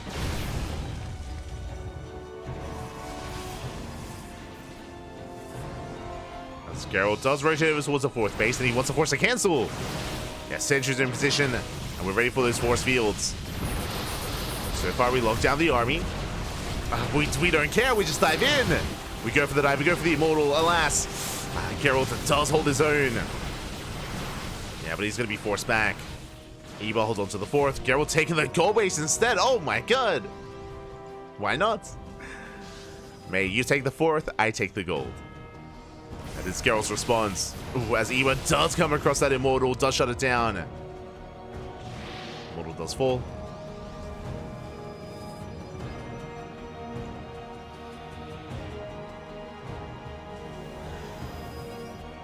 Not a bad pickoff here by Eva. 4th base gets up and running. Fully saturated. 71 probes already here for Eva. Again, just mass economy. Mass mineral income. And now his Stalker is about to be joined by mass Zealots. Meanwhile, Geralt's pushing in. Does push in. Archon a little bit too far back. Getting a couple of shots off. That one Archon putting in quite a lot of work. Does force Geralt back. Eva does hold the line. Geralt now taking advantage of his gold base. Getting his own mass Zealot composition. Temple Archives now on the way. Eva does have the Archon advantage. But is that enough?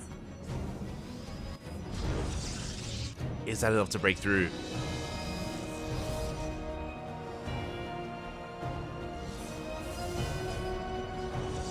So Eva taking the gold base of his own. Getting a 5th. Or looking towards it. There we go, 5th base on the way. Eva pushing forward. Remember, no Archons whatsoever for Geralt. No Archons, just mass Stalker Zealots. Mortals are on the way. So you have the Concave. Temple Archives now done. We do morph in our first set of Archons. Against a mass Zealot composition, Archons are crucial here in the defense, or in these fights. We do find some Zealots. Nice pickup here from Eva. Shaving off a lot of Zealots. Likewise the Prism. Prism goes down. Solid pick off there by Geralt. Snipes the Prism. Falls back. Building on more Zealots. Eva trying to force the army out in the open. But Geralt, he doesn't take the bait. 6 to the high ground. And both players are maxing out. Neither one has really embraced any further tech. No Disruptors, no Colossus. Just purely a Swarm Toss style with Archon sprinkled in. Now, we do see that Geralt is incorporating Immortals. Now, what these Immortals are best at here is focusing on the Archons. If the Immortals, if they can focus on the Archons and focus on the Stalkers, then Zealots can reign supreme. Specifically the Archons, I should say. If they are targeted. At the same time, Eva going for a Zealot run-by. Hits the natural. Gets down the shield battery, but not much more than that. Yeah, we do have reinforcements, and Geralt will hold.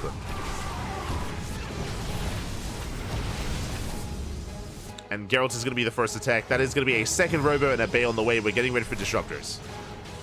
Disruptors on the horizon for Geralt. Eva, he's not really thinking of that at the moment. We could try to skip Disruptors and go into Sky Toss, true. That could be an option for Eva. But we need to work towards one of them. Otherwise, we're going to be committed. We're going to be almost borderline all in. As Eva is going to be outscaled. There we go. Disruptor production well underway. Dark Shrine as well. Eva now throwing down his own Bay and his own Robo. But Eva is going to be behind in those disruptors. Prism does get in. Going for the warp in. Does bust into the mineral line. Eva pushing right down mid. Are getting ready. Eva trying to come in from behind as well. We have the overcharge. Geralt does hold. Forces back the army. Collapsing on the first Archon. We'll get it. Archon goes down. Eva trying to punish this. Leading out some Stalkers.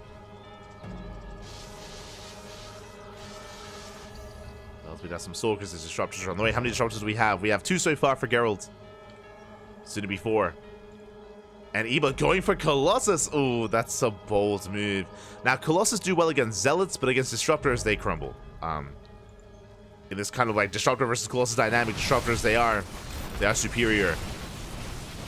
Do reign supreme. Nova goes off. Massive connection. Ooh, the choke point is brutal. Yeah, Eva so congested there, so caught out. Do get a massive connection. Geralt rotating around. Colossus has arrived. Nova zoning back the army.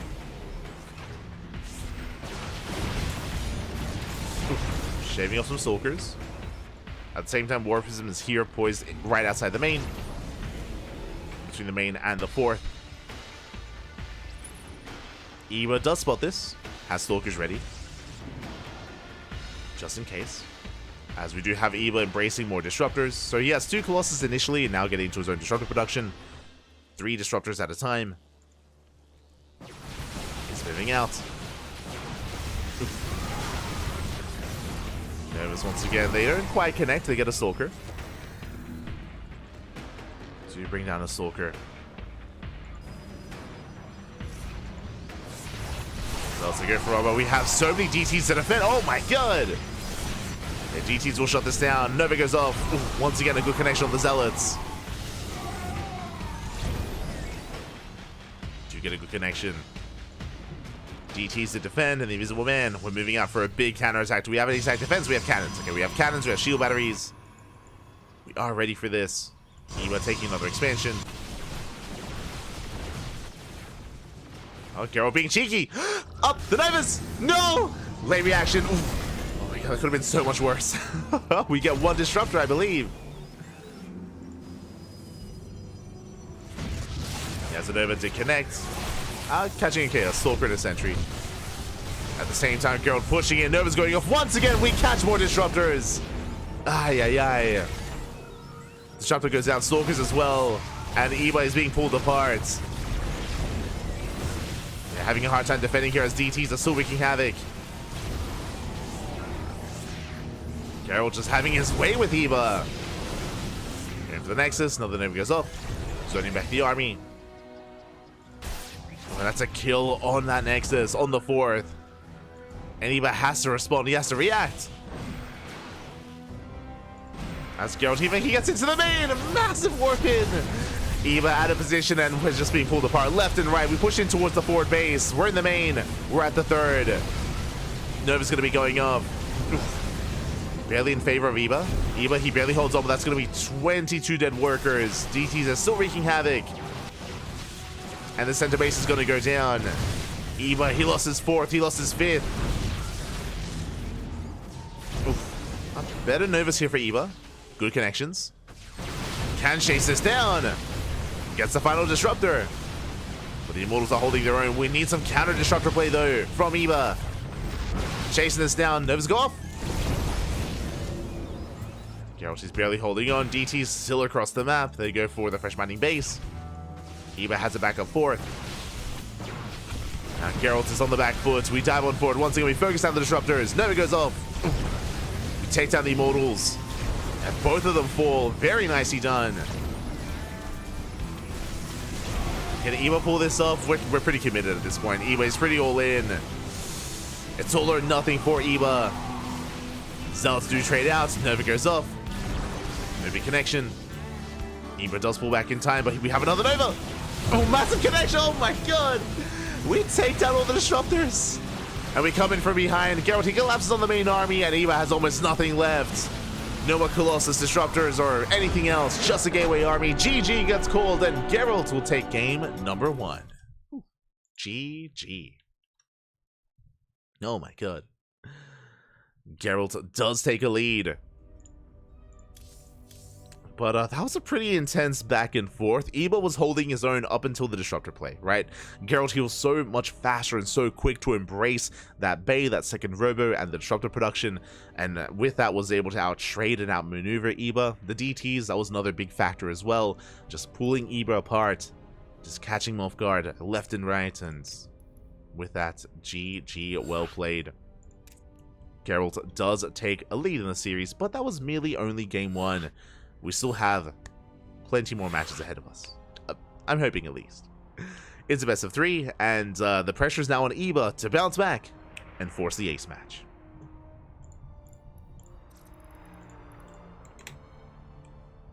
Let's go. Let us go.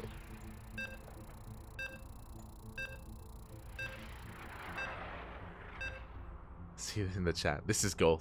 The banter, Poppy. The banter.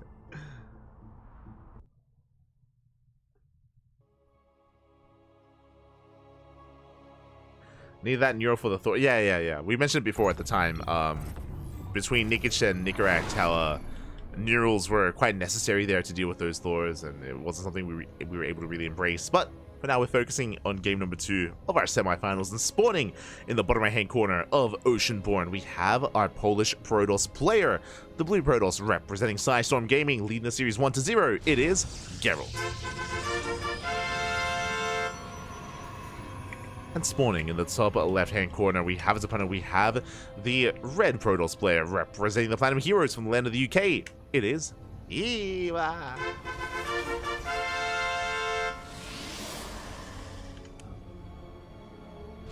Go.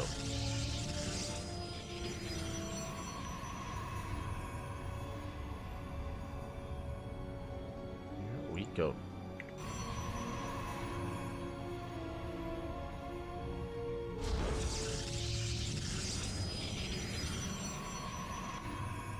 As for now, we are going to be settling in, going to be calming down. It's going to be a, I believe, double gate opener here from our players. Yeah, we're just settling into a standard PvP, nothing too crazy. No one is going for any kind of crazy max packs opener. Geralt and Ibra, I'm really one to embrace that too much and too often. Every now and then, maybe. But we're just going to be calming things down. Getting into our PvP.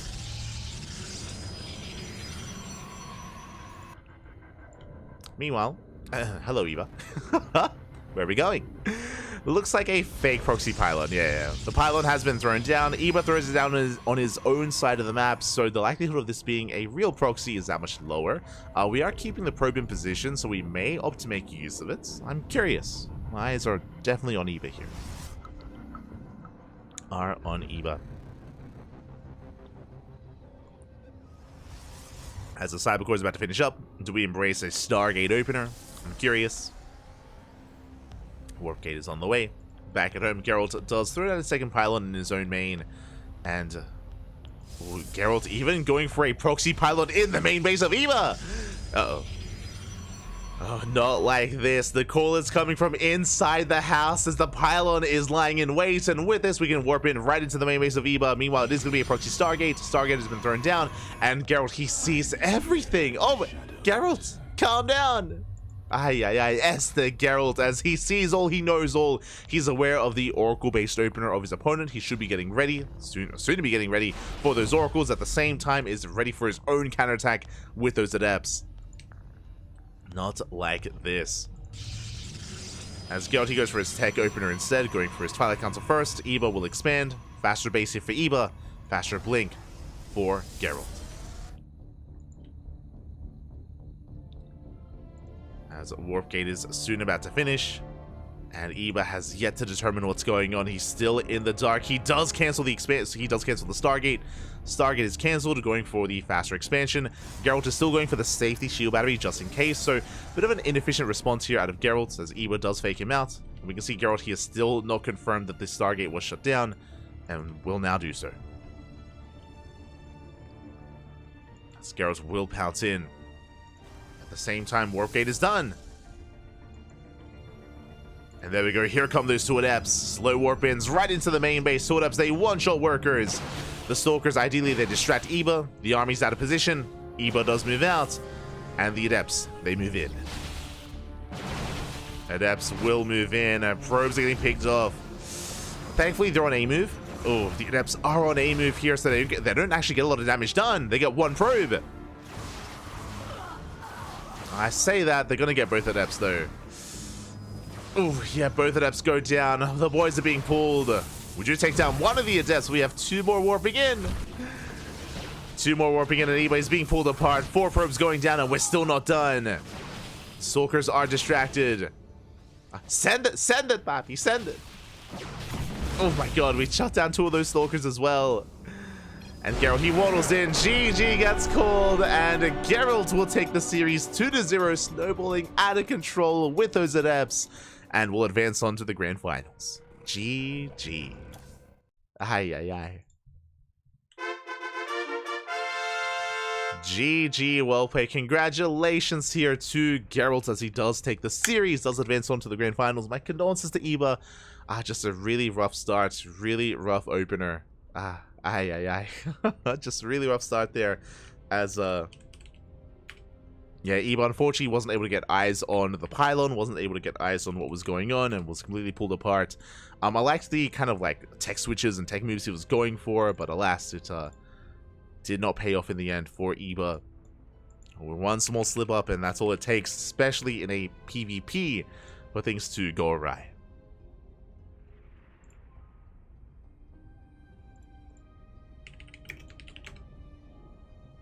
GG, well played. And with that, we have our first finalists. We have Geralt advancing on to the grand finals, and the question becomes, who faces off against him in those finals? Will it be a PvP finals or a PvT? As up next, we have the non-Protoss Hope versus the Sparkling Tuna himself. Let's go.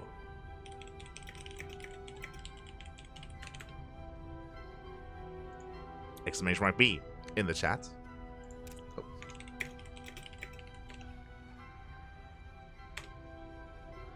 Exclamation mark B in the chat if you guys want to have a look at the back yourselves. Let's quickly move this over. There we go. Actually, I can make this a little bit smaller. Bam. Beautiful. We have Geralt lying in wait in the grand finals, and we have Christiana versus Nicaract facing off in the upper semis. That is our next series. Let's go.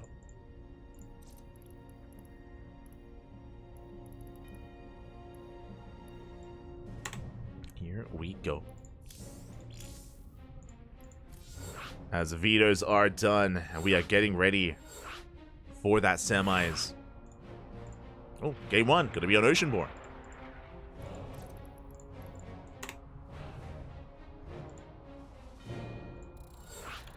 Is it going to be on Oceanborn? Geraldinho. True. Oh my god. But Geralt does take it, and with that, we're getting ready for our upper semifinals. Predictions will soon be open in the chat. They will soon be open, so you can place your bets on who you believe will advance onto the grand finals. Again, is it going to be a PvP or a PvT? Up to you to decide. As spawning in the bottom right-hand corner, we have our Red Terran player, the only non-Protoss player left in the tournament, representing the Platinum Heroes. It is Nicaract.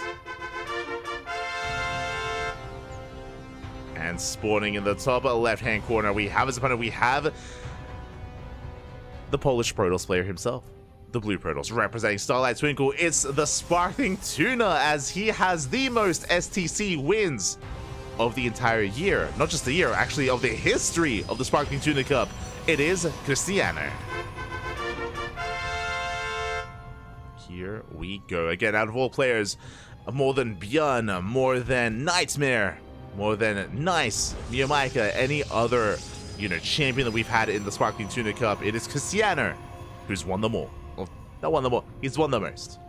Has claimed the most wins here in our online weekly cup. And will he do it again, or will he be stopped?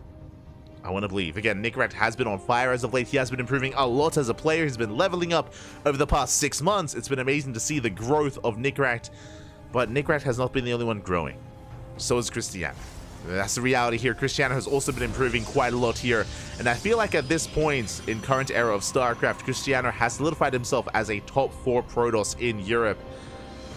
He is up there at this point. For a while, it was hard to distinguish between Cristiano and Geralt. I would have said that the two of them were quite close and quite neck and neck, but it does feel like Cristiano has kind of exceeded Geralt at least a little bit in the past couple of months, especially when it comes to results in these big online events or even offline events as well, like the House Galactic Battle. But, was that merely just an era here, just a time where Cristiano was peaking, or are we consistent, right? Can we consistently just win week after week and claim more of these wins? We'll keep an eye on him. We shall see. For now, double gas opener. Double gas opener out of Nickracht. Is going to be double gas into the factory. Meanwhile, delayed CC from our Terran player. Across the map, Cristiano going for a gate expand. Gate cyber expand here from Cristiano. Standard opener from our Protoss. And a bit of a more aggressive tech-heavy opener from Nickracht. Going for a 1-1-1. Okay. You have my attention. Rushing into that starport. And building up towards an initial Widow Mine. Okay, it looks like it's going to be a mine drop. I say a mine drop. I think it's going to be a Widow Mine into Marines, into Cyclone, into a Medevac to move out across the map for some early game aggression.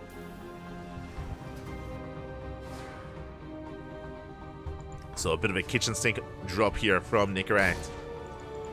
Meanwhile, the Reaper does move out. Poses a threat, but will pivot away. Stu managed to get away from that Adept. Meanwhile, Cristiano trying to delay the CC. Will get a kill on the SCV. SCV does go down. And the Adept, will we get away? Oh, it's going to be close. We do. Do barely shade away. Barely do shade out. Behind this, we spoke about it. We have the initial Widow Mine into the Cyclone. Widow Mine is set up. And can we bait the Adept in? Ooh, just barely not.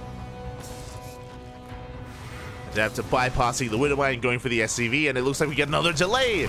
Second SCV goes down. A Marine as well. The bunker. CC will complete. CC will finish. Likewise across the map. Oh, we shut down the Reaper. I believe Nickracht saw the tech. I believe we didn't quite confirm the Twilight Council. We can make an assumption. We're building up towards 2 gateways, 2-gate blink into a third economic opener here out of Cristiano. Meanwhile, here comes that move out. Widow Mine, Cyclone, Medevac, and our Marines. Nickracht moving out across the map. And does Cristiano have enough to defend against this? Do we have enough to hold? No shield battery. No safety shield battery. Relying on 4 Stalkers. With good enough control, we should be okay. Here we go. We do get the lock on the first Stalker. Stalker goes down. But we do catch the Widow Mine. And without the mine, we have to back off.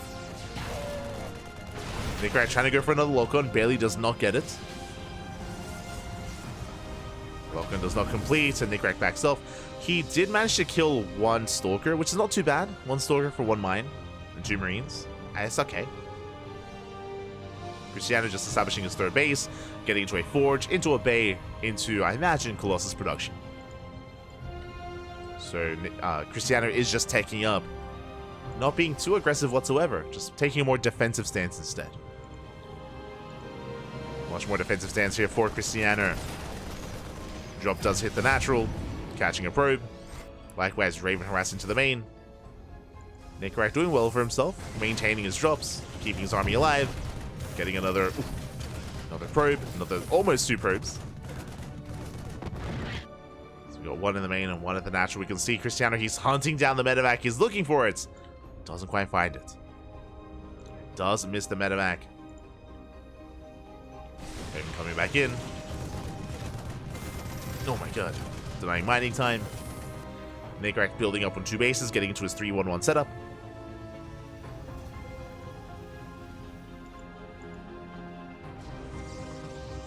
Getting into his 3-1-1.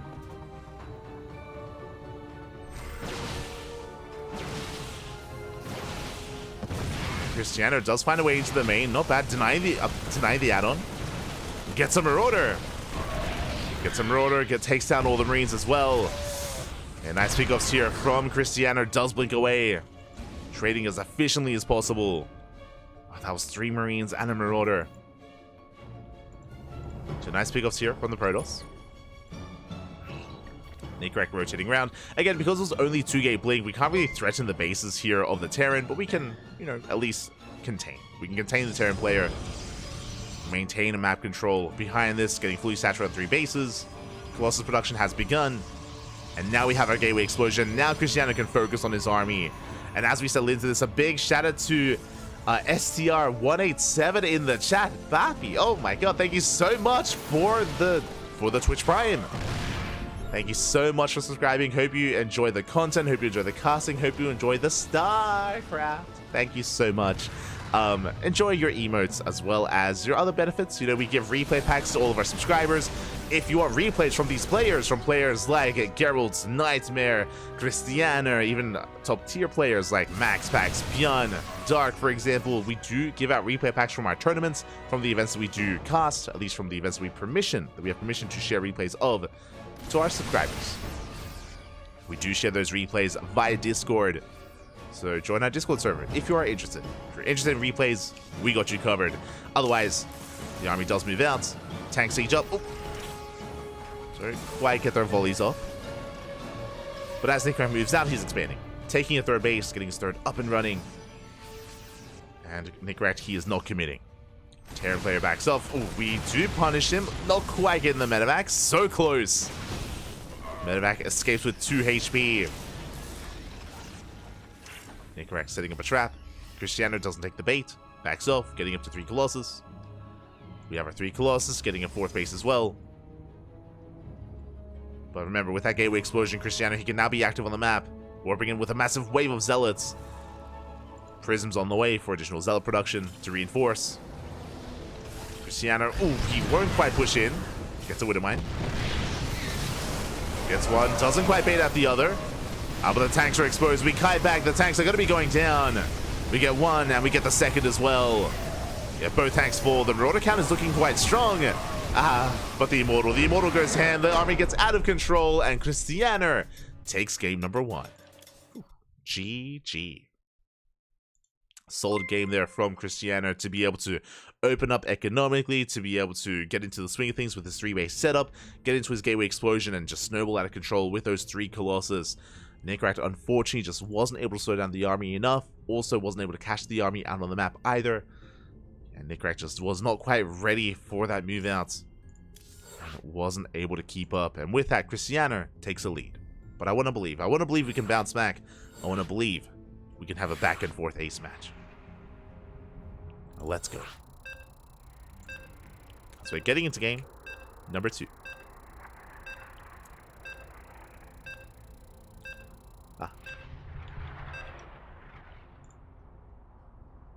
We're getting into game 2. And we're going to be loading in to Alkyone. Let's go. One of the larger maps in the map pool.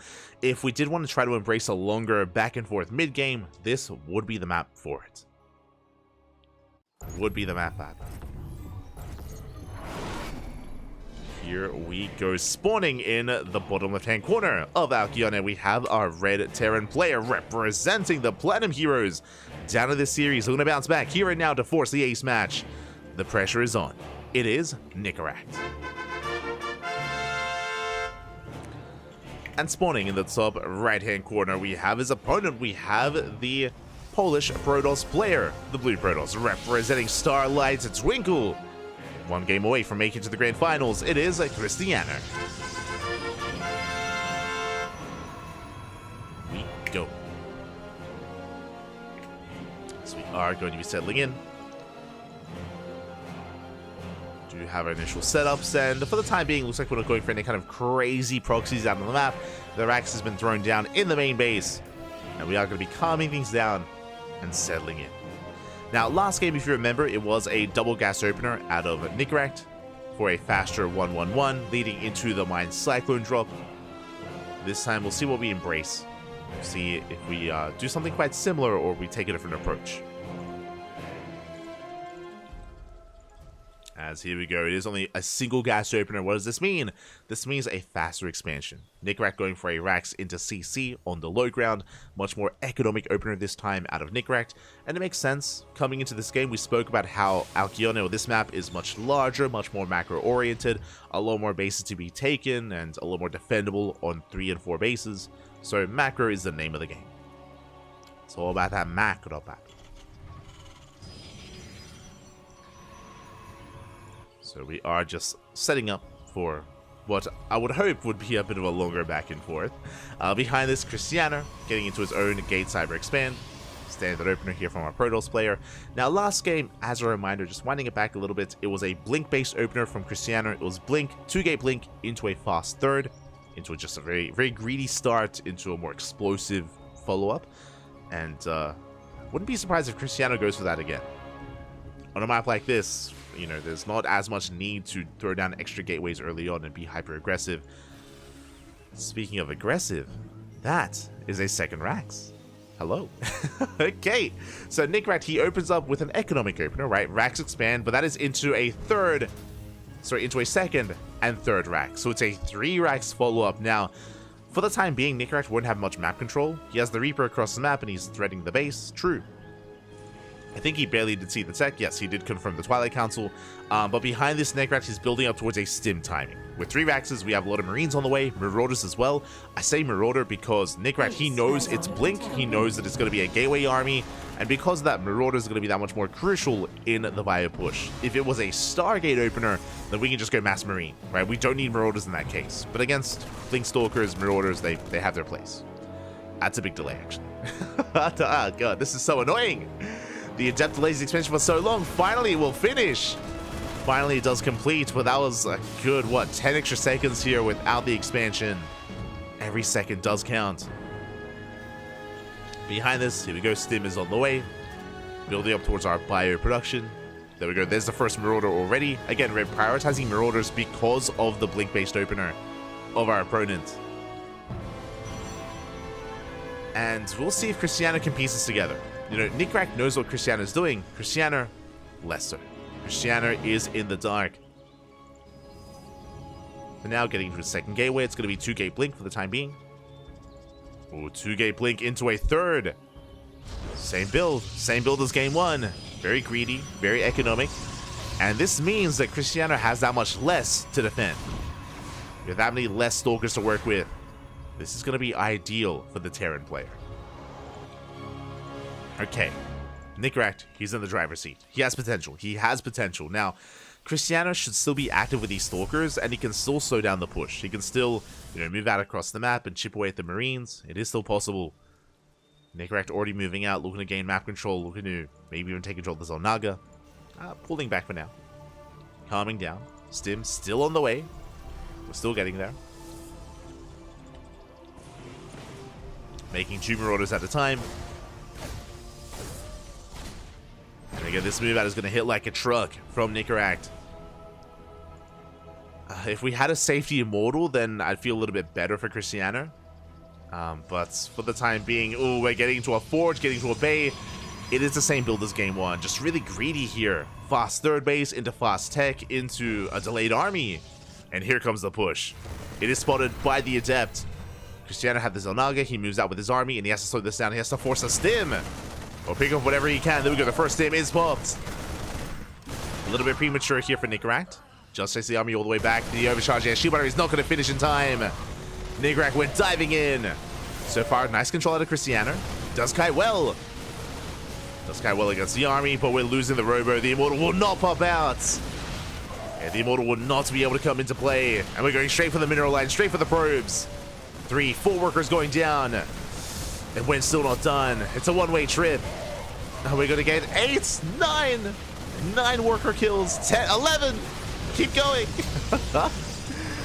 12 probe kills. Very nicely done. Doesn't end the game, but looking at the unit slots tab here, looking at the trades, that was 12 probes, 4 stalkers, the Robo.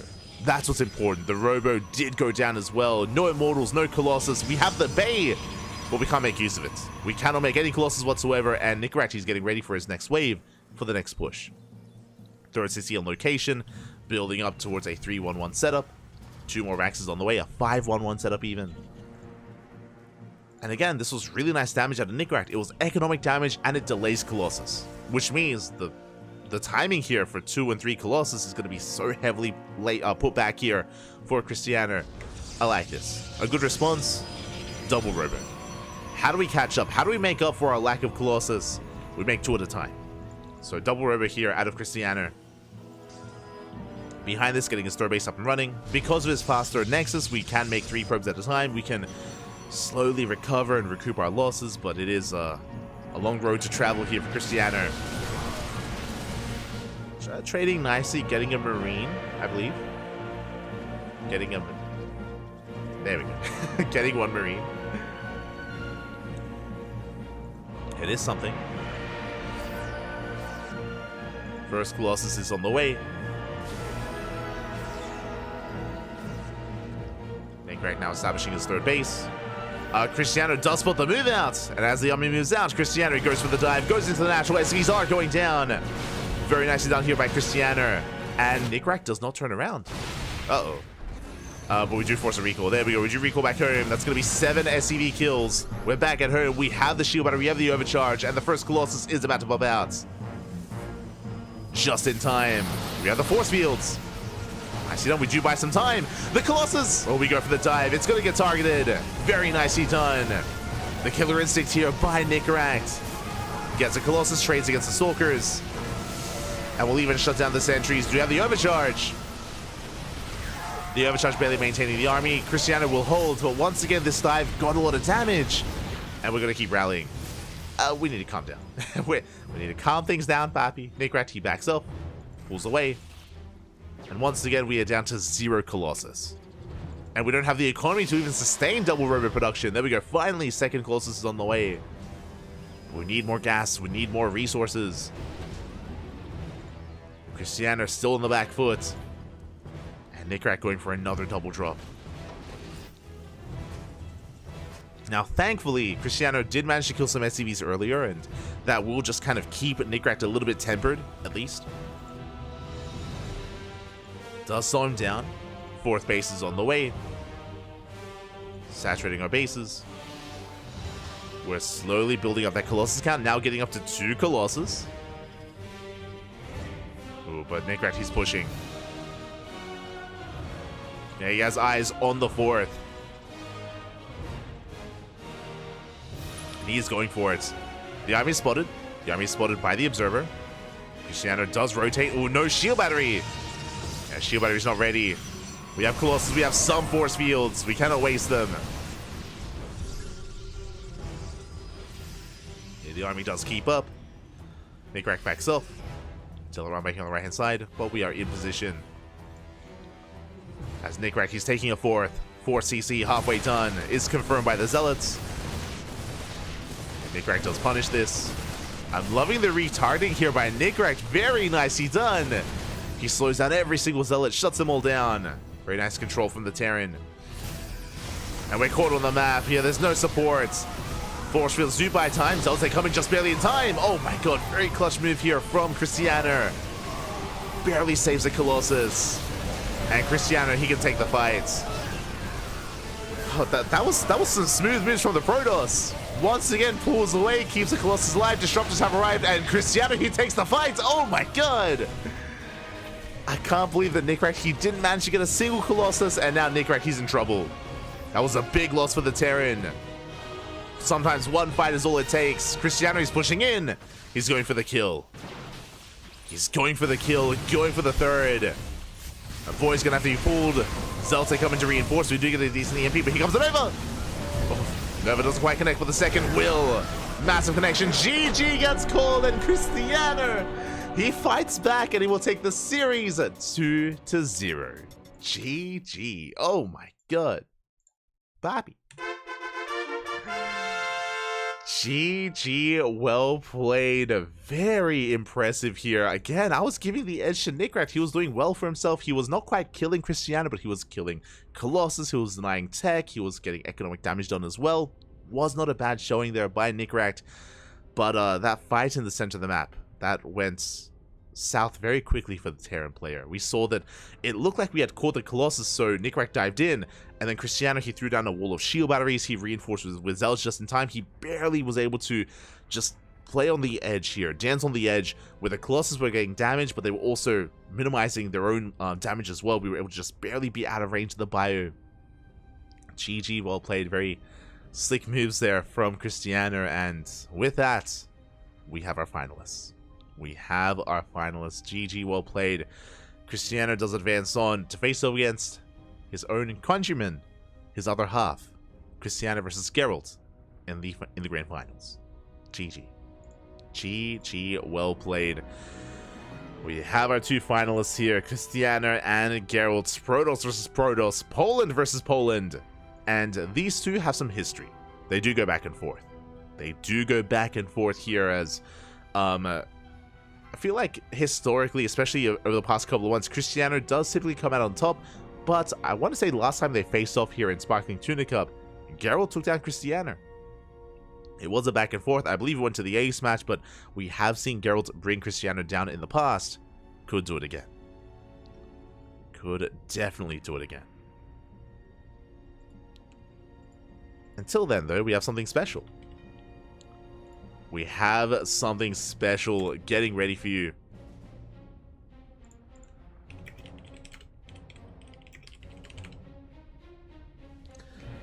Have something special here as it is time for the random raffle. Oh, 1 minute. It's time for the random raffle.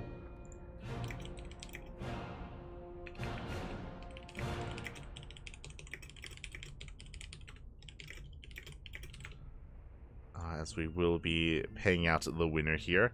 But we do have a random raffle. For those that are curious as to what's going on, we do have a random participation raffle every single week for our tournaments for Sparkling Tuna Cup. You can see here it is. We can see the random raffle. We have 5 USD set apart, set aside to kind of spread the love here and to give to either one of our eligible players. There are 12 players eligible. 12 players did sign up, did compete tonight. We do not count walkovers. So I'm specifically referring to Nice. Nice, he signed up, he checked in, but Nice could not compete because of WTL. So Nice did step away, and that means Nice is not eligible here for the random raffle, but everyone else is. Everyone else is eligible. And we have 12 players lined up. We will randomize, and one player walks away a little bit richer. I need a drum. I still need a drum. But this week, the random raffle winner. Oh my. Okay. The random raffle winner is going to be Nickrat. GG. Well played. Nickrat. Papi. Oh my god. The Terran player, the non-Protoss representative in the semifinals, does walk away with at least 5 USD. So he does earn something here for his troubles for his run. As a reminder, we only pay out top 2 for our tournament currently, at least until our Patreon does grow a little bit further.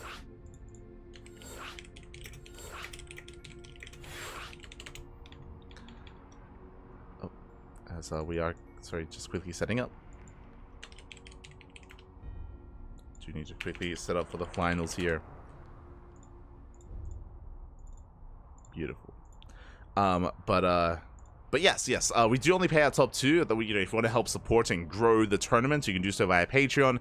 But this random raffle is a way to spread the love. Even though we are very top heavy with Sparkling Tuna Cup, we can at least spread the love to any player, regardless of where they did end up, regardless of where they got knocked out, whether you got knocked out in the first round, second round, or third round, all equally eligible for 5 USD. So congratulations to Nickrat. Congratulations.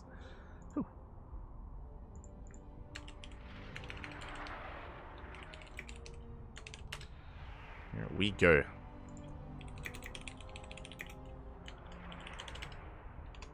As we are settling into our grand finals here. It's going to be a best of 5 between Cristiano and Geralt. The PvP is upon us. And if you're in the chat, predictions will be open. You can place your bets on who you believe is going to be our champion here tonight. Will it be one Protoss or the other? Will it be Cristiano or Geralt? Up to you to make that bet, to make that prediction. Best of luck. And here we go, spawning in the bottom right-hand corner of Oceanborn. We have our Polish Protoss player, the blue Protoss representing Storm Gaming. It is Geralt. And spawning in the top left-hand corner, we have his opponent. We have the other Polish Protoss player. We have the red Polish Protoss representing Starlight Twinkle. It is Cristiano. We go. We have our top 2 here, at least to begin with, and one of them will rise up. We have had Cristiano be our, again, long-time Tuna Cup champion, but Geralt likewise has taken a couple of Tuna Cups himself, has claimed some of his own victories in his own time. So this can still go either way. I want to believe we're going to see a back and forth. I want to believe it's not going to be one-sided. Do you want to believe? But we'll see who gains momentum in this series and who does start things off with a lead.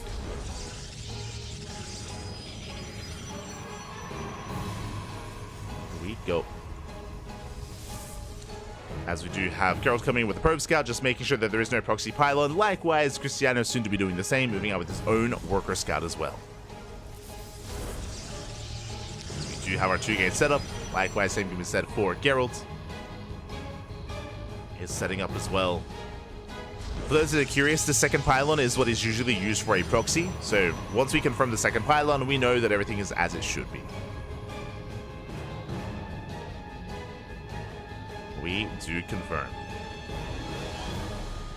So we have the second pylon for Cristiano, likewise second pylon for Geralt. So we both know we're safe and sound, and now the next goal, the next role of this initial Probe Scout is to confirm the first 2 units. It could be double Adept, could be double Stalker, or Stalker Sentry. We can see double Adept opener here by Cristiano, a little bit more aggressive. Meanwhile, Stalker Sentry opener out of Geralt, it is a little more macro-oriented. A little more safer here from the blue Protoss, more aggressive from the red. That's usually the dynamic between these 2 players. They are kind of the yin and yang of Polish Protoss. Typically. Here we go. Geralt is the first to expand. Adepts are moving out. To move out across the map. And we'll see if Cristiano can slip in. Behind this, it's going to be double Adept into a Stargate as well. The goal of the Stargate is for Oracle production. Oracles, of course, to get into mineral lines and to focus on workers to get ahead in the economy, as Cristiano's expansion is slightly later than the expansion of Geralt. So Cristiano, he sacrifices the time or his worker count in favor of economic damage. As Adepts are denied access to the main. Going to be forced back. Hallucination diving into the main base as well. Geralt will confirm the Stargate opener. This is why sentry openers are so common, because they allow you to scout in such a manner with the hallucinations. So Geralt, he now knows to be ready and to be prepared for oracles. He now knows, there we go, shield battery on the way in the main. And soon to be the army in position as well. Adepts, they try to shade in, but we do shut down the first Adept. Massive pickoff. One Adept goes down, the other will get away. But nice start here for Geralt. He sees everything, he shuts down the aggression for now. More Adepts are moving out. Oh, and we almost get... Oh, we do! We get another Adept! 2 Adepts fall, and Cristiano, he's had a hard time here in the early game.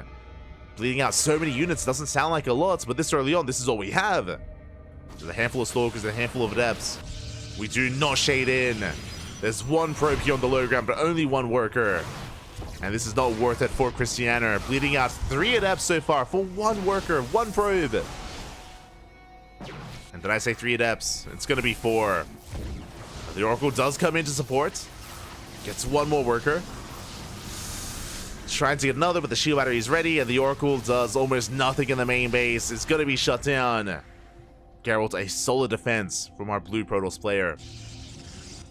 Behind this, Geralt working towards Blink. Blink is almost halfway done. Meanwhile, Christiana working towards Immortal production, working towards a Robo instead. So Geralt will have the more mobile army, Christiana building up towards Immortals instead. Second Oracle has arrived. Geralt's in position. Shuts him down. Does shut down the Oracles we do. We now build up towards 2. 2 Oracles do one-shot workers. A shield battery is now not good enough. Not good enough to defend.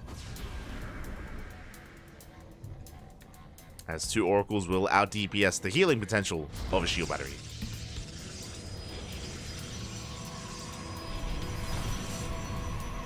As they do dip back in.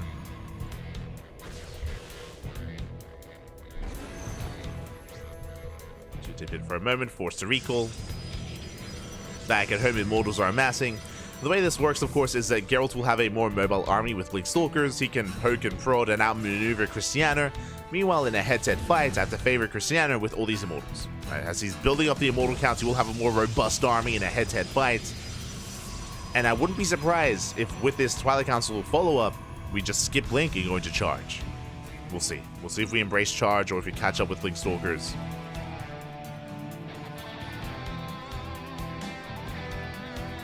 As Geralt's going to be doubling down with Glaive Adepts. Okay. I mean, Glaives have been very trendy as of late, especially Glaive Immortal. Just because Glaive Adepts, they do quite a good job at just tanking shots and, of course, shading past the army, getting into mineral lines. Shield's going to be triggered on the first Immortal. Oh.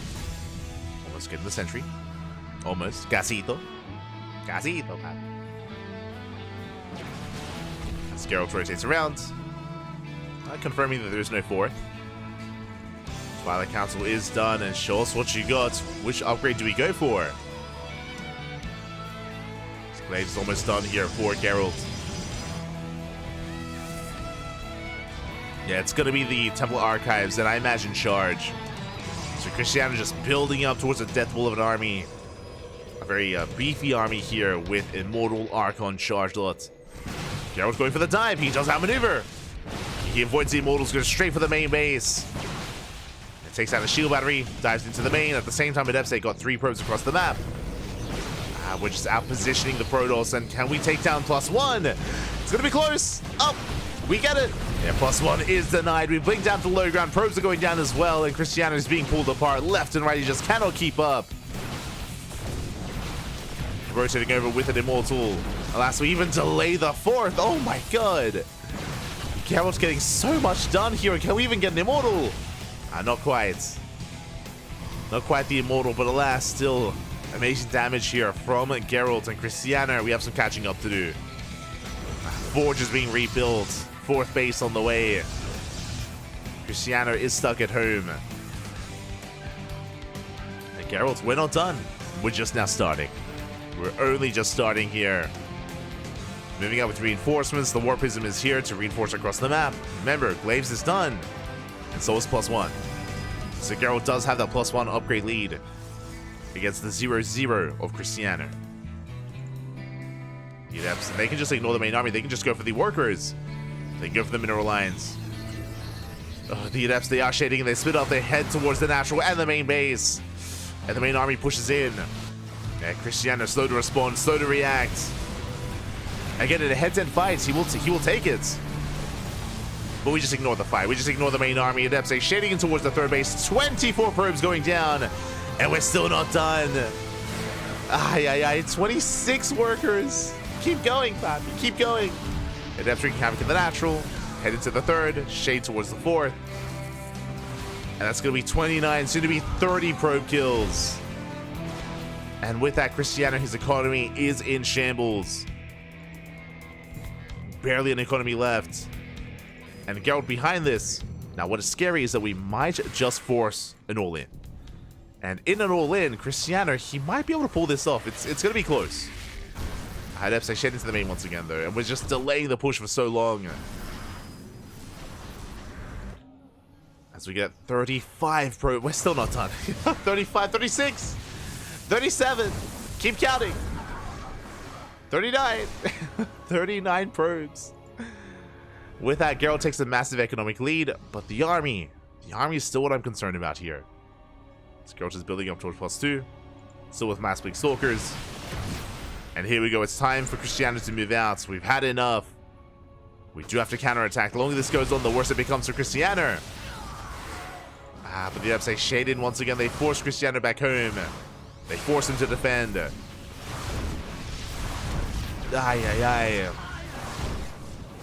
Disruptors are on the way as well. As we speak, Geralt moving out towards the 4th base, trying to pull Cristiano apart. And that's being cleaned up. They get another 13 probes. Another 13 workers. And even though I was favoring Cristiano's army in a head-to-head fight, now with disruptors, that changes things. That does change things. Disruptors are massing. If it wasn't for this tech, if we were still stuck with just a purely gateway army, then maybe Cristiano could pull off an all-in. But now going for an all-in into disruptors is just so difficult, and it may just not even happen. As we're still just pulling Cristiano apart. And Epsay just keep coming in. The wall is not a wall. It never has been. It never will be. It is wide open. 13 more probes go down. And now this has to be it, right? This just has to be the moment we just move out. Like, what are we preserving? At this point? We got +1 at least, and as Cristiano moves out, Geralt moves in once again. And we turn around. We've been here before. I'm getting deja vu. As Geralt, he's just running circles around Cristiano. Just cannot keep up. And there we go, he just forced a recall. Cristiano was in position at the same time Epsay hit the 4th. Now Cristiano still has the higher army supply, true. But how many disruptors? That's a lot of disruptors. This is the problem. 6, soon to be 8. Or soon to be 7, sorry. 7 disruptors here for Cristiano. Sorry, for Geralt. I don't know how we all in against this. I'll be honest. I don't know if we can. It's gonna take a miracle here. It's gonna take some very crisp control from Cristiano. As here we go, we're moving out. The all-in has arrived. Technically, Cristiano can break through and can kill Geralt if we can avoid the Novas. If we can avoid these Purification Novas, then Cristiano can win this. It comes down to the control, it comes down to the micro. We're so ready, though. We have 3 shield batteries, 3 cannons, disruptors as well. First Nova's going to be going off. We go for the connections. Massive connections. Yeah, the Immortals, they take some massive shots to the face. And it's not going to be enough. Overcharge is popped. I say that we are breaking through, we're gaining ground. Yeah, but GG gets called, it's not enough, and Geralt will hold. Geralt takes a lead. GG. Geralt takes the 1-0 lead, just again outmaneuvering and pulling Cristiano apart left and right. The power of Blink Stalkers and kind of the dynamic that can occur if you avoid it yourself. If you rely on this more slower kind of immortal-based army, can be difficult to keep up. Can be difficult. And with that, we're jumping into game number 2. Now, as a reminder, this is a best of 5, plenty more games ahead of us, and I imagine Cristiano is going to be taking a different approach. It wasn't just the fact that Cristiano was stuck with a less mobile army and he was being pulled apart. If you remember, even before that, the Oracle aggression, the Adept aggression, like the early game opener of Cristiano kind of fell on its face. It did kind of fall on its face there, just did not do enough damage, and Geralt just ran away with it. He shut down the Adepts, he shut down the Oracles, and Geralt was in control. Geralt was in control of most, if not all, of that game. And now we're calming things down into game 2. Let's go.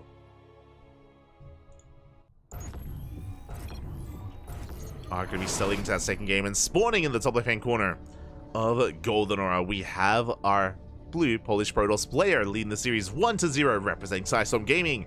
It is Geralt.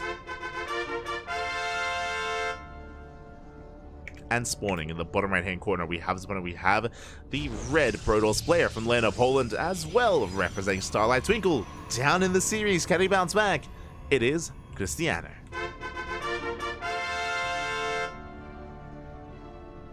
We go.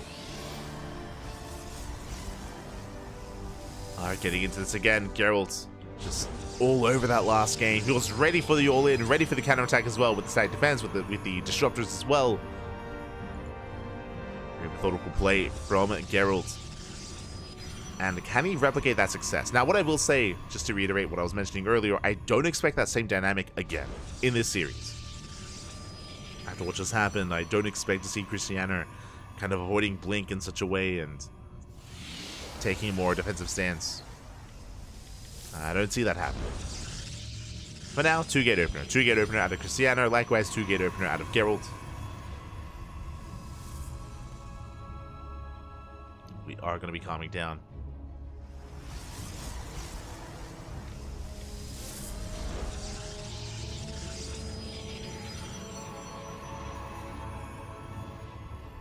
We are going to be calming things down. For now, 2-gate opener here from both players.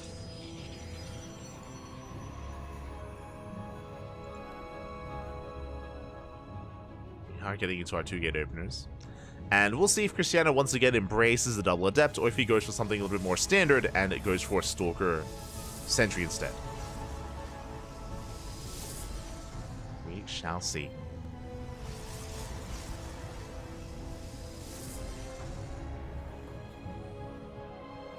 As yep, we're doing it again.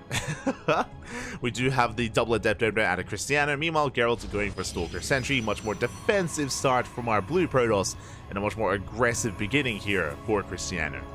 Now again, it is so important, so imperative, as he's doing it again. Same opener, double adept into Stargate, into a delayed expansion. It's all about getting worker damage. It's all about maintaining control of the map and picking off probes. But we saw that if we don't manage to get any workers, if this does not pay for itself, then we fall behind. Cristiano has to be very careful with his movements, with his initial adepts. With the pylon block, we do confirm the adept production. Geralt is aware. He's aware of the adepts and is going to get prepared. Pylon is eventually going to go down, and Cristiano can then expand. Meanwhile, behind this, Geralt goes for a faster Twilight Council. Delayed expansion.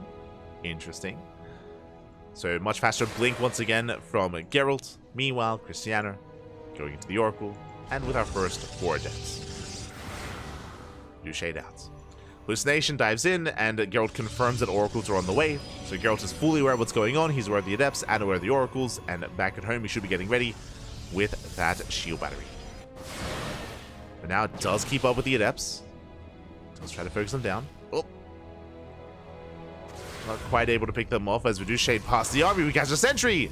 Big pickup. Sentry goes down. Sentry does fall. We threaten to dive into the main, but we fully wall off with the gateway. We do fully wall. Adepts, they back up. Oracle making his way into the main. But the Stalkers, they make it back just in time. And Geralt defends. What I will say though is that Cristiano, this time he's actually retained his adepts. So he actually has a threatening force here, keeping Geralt busy. It means that Cristiano has more breathing room, and Cristiano can settle into his own 2-base setup. So this is a much better start here in Game 2 compared to Game 1 for Cristiano. Much better start so far. Hasn't killed many workers, but still maintains the army, so he still has potential to kill workers. As opposed to losing everything. Meanwhile, shield battery is done. Stalkers in position. Adepts, they threaten the shade, but nothing to focus down. As we have built up towards 2 oracles. Remember, 2 oracles, 1-shot probes. Now we do catch a worker at the natural, headed for the main. Getting 1 extra probe, 2 in total. Before pulling back. Back at home, Cristiano once again building up towards the mortar production. Adepts they shade in. We make our way into the main base. Force field is thrown down. We do delay the push, but we get in nonetheless. Probes are falling. We get 5, 6, almost 7 probe kills. And the Oracles at the natural, they wreak havoc. They get another 3, 10 in total. Not bad. 10 probes for 4 adepts. A worthwhile trade here for Cristiano. Back at home, we're taking a fast third, building up Immortals, and getting into a more robust army.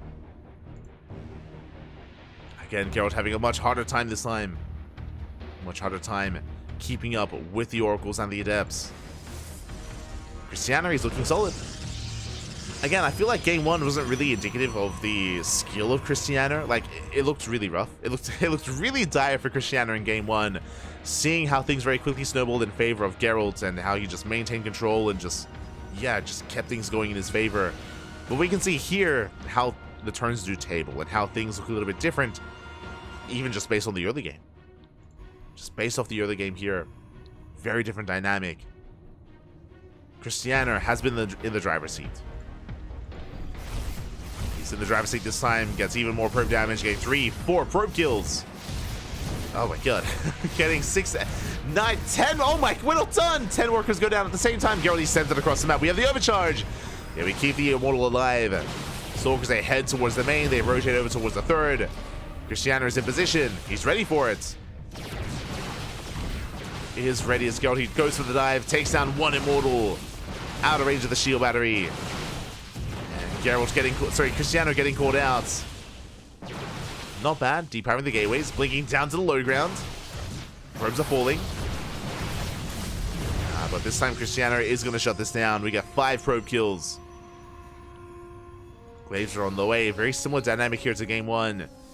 Both players working in the same direction, but I would say this time Cristiano, he's stabilizing. He's maintaining himself. Look at the worker count. 52 probes. Oh my god. 52 workers compared to the 36 of Geralt. Cristiano has a massive economic lead. And that's soon going to be reflected in the main army. Ooh, nice snipe. Take down one of the oracles. Proxy being set up. Adepts are on the way. Natural base is wide open. And can we pull Cristiano apart? We need to get damage done. We need to turn the tables here on Cristiano. Adepts are getting ready. Glaives still finishing. Still working towards it.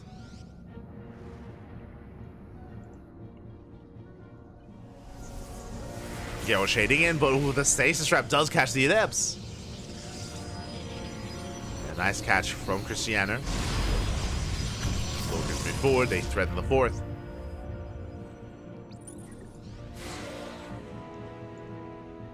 Cristiano moving out with his own Adepts. Adepts, they do pop out of stasis. Cristiano not quite ready for it, but does warp in. And we'll shut this down. We do manage to catch a worker though. 2 probes. 2 probes do fall. Main army's going to be clashing. And we have to keep up with the shades, keep up with the Adepts. The army being forced back, which means we can lay siege on the fort. These 2 Adepts are still wreaking havoc, by the way. They're still not cleaned up.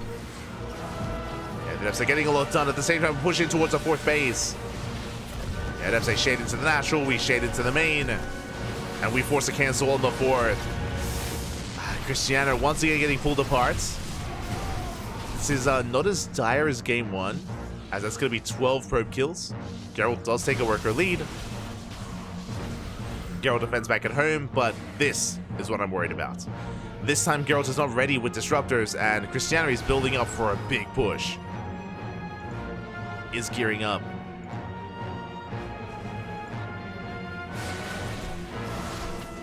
More zealots on the way. Geralt rotating over. Does rotate over, does hit the 4th. Straight the 3rd.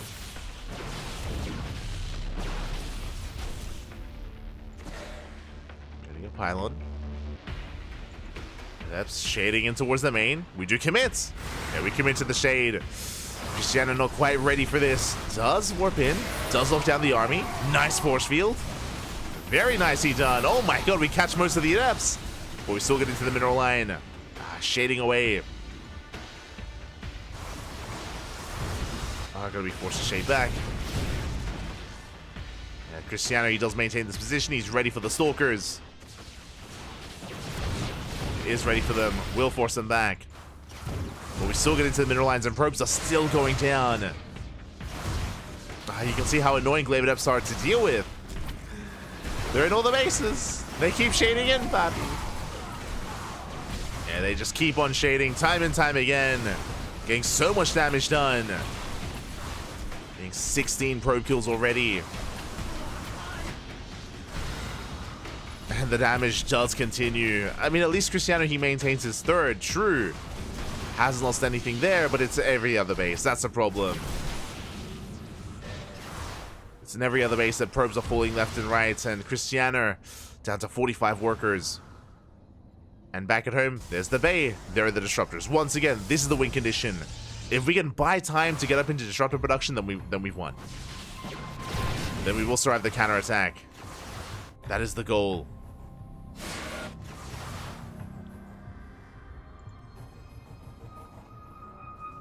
As the Adepts, they do commit to the Shadle, surprisingly so. Bit of a misstep there by Geralt. Will be cleaned up. Likewise, Adepts finally going down. We clean up the army, and now is the time to push in. Do you have a Dark Templar, though? The Revelation. DT is dealt with. Adepts shading into the natural. Ooh, the Immortals this time not in position. Geralt just out-controlling, just out-multitasking Cristiano here. Being such a nuisance. And how many Disruptors? That is the question. We have two. Two Disruptors on the way. Is that enough? I'm not sure. Yes, Cristiano, he finally finds the proxy, shuts it down, and we're moving out across the map. We're going for a massive push. And we have a wall of cannons and shield batteries on the way. Geralt, can he survive the push? As Cristiano, he has more than double the army supply. He has triple the army supply. I mean, Geralt has been doing a great deal to the economy. But what about the army? Nova goes up! Up! Not a bad connection. Takes 2 Novas to kill Immortal. More than that, my apologies. 3 Novas even. And we're breaking through. We're breaking through the front door. Zealots, they collapse into the mineral line. Cannons are up and running, but they're falling one after the other. We need more Disruptors. And 2 Disruptors was not enough. And Cristiano, he's broken free. He's unchained, unbound. Now can move out across the map. And he will keep the production. Nova goes off, grazes the army. And GG gets called. Cristiano will tap the series 1-1. GG. Whew. GG, well played again. Cristiano, he just had to weather the storm. And as a reminder, again, this game, he took far less damage than game 1. Cristiano, sure, he was losing some probes here and there, but nothing too major, no major losses. He was able to maintain his army for the most part. He was able to punish most of those Adepts. And with that, was able to finally break free with that counterattack. GG. Cristiano ties us up. Does tie us up. Here we go.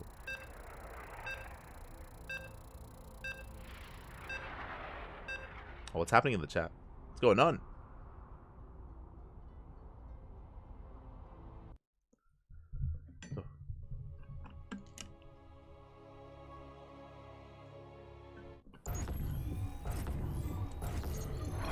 Are settling in. And spawning in the top left-hand corner of Ghost River, we have our blue Protoss player from land of Poland representing Ghost River. Being forced into a tied-up series, but it's a best of 5. Plenty more games ahead of us. It is Geralt. And spawning in the top right-hand corner, we have his opponent. We have the red Protoss player representing Starlight Twinkle. Tying up the series, forcing that tied-up series here, and can he take a lead? It is Cristiano.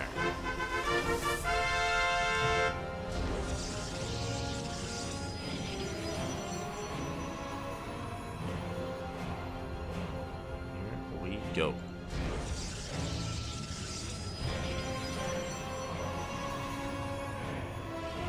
Chill out, chat. True. Aye. Every now and then we do get 1G. Every now and then. True, does happen. But, you know, our players, they get emotional here. They do have a lot on the line. They are competitors, of course. And sometimes it is shown in one way, one form or another.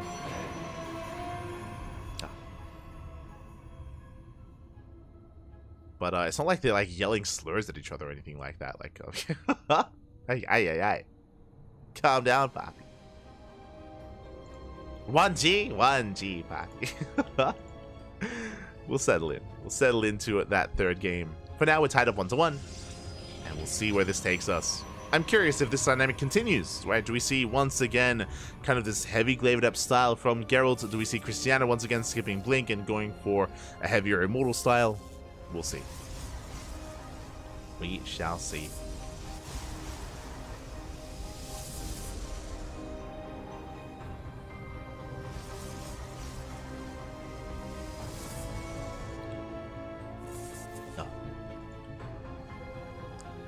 As the Cristiano is going to be opening up Double Adept. Double Adept opener once again by Cristiano. It's going to be interesting. This time, Double Stalker out of Geralt. Okay, let's go. Do we have our Double Stalker opener? And with this, we can, of course, get map control, move out across map, be a lot more assertive here from the side of Geralt. Can be more in the face of Cristiano. And once again, it's going to be 2 Adepts into a 3rd and 4th Adept. Show us the Stargate. That's what I'm waiting for here. Do we go for the Stargate or do we go for the faster expansion? Okay, never mind. This time, no Oracle play. So Cristiano is mixing it up. Likewise, Geralt throwing down a proxy across the map. We've had enough. Let's go. Pylons being thrown down, setting up for a gateway as well. Geralt pushing in towards that natural. Does come across all the Adepts. Doubling down, getting up to 6 Adepts here from the side of Cristiano. That's a lot of Adepts for the Red Protoss. Robo's on the way. We do commit to the Shade, and we're chasing down these Stalkers. 4 Adepts can shut this down. And the Stalkers, can they barely escape? Looks like we locked down one of them. Oh, we barely do not. Stalker does waddle away. Does barely escape. I say that. Oh, we do catch another though. Trading 1 for 1. 1 Adept for 1 Stalker. And we want the other. We're chasing it down. He wants it, Papi. He wants it. 1 to 1. 1 for 1. Oh, never. It lives. Oh my god. 1 HP. The Stalker lives. Geralt, he barely keeps it alive. He shuts down most of the Adepts. Only 1 Shades out, but 1 Adept doesn't even one-shot workers. Gets 1 probe, but is locked outside of the base. And Geralt, he's coming in with his own reinforcements. The gateway is done. We're reinforcing across the map. And Cristiano, he's in trouble. The shield battery's not ready. Shield battery's not done.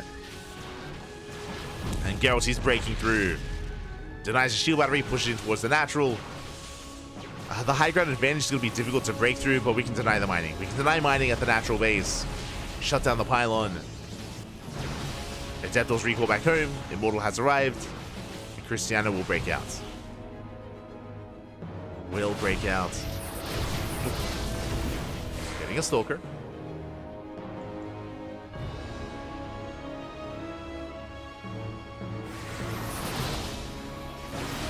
Does catch a Stalker. We punish the Adepts. Force them back.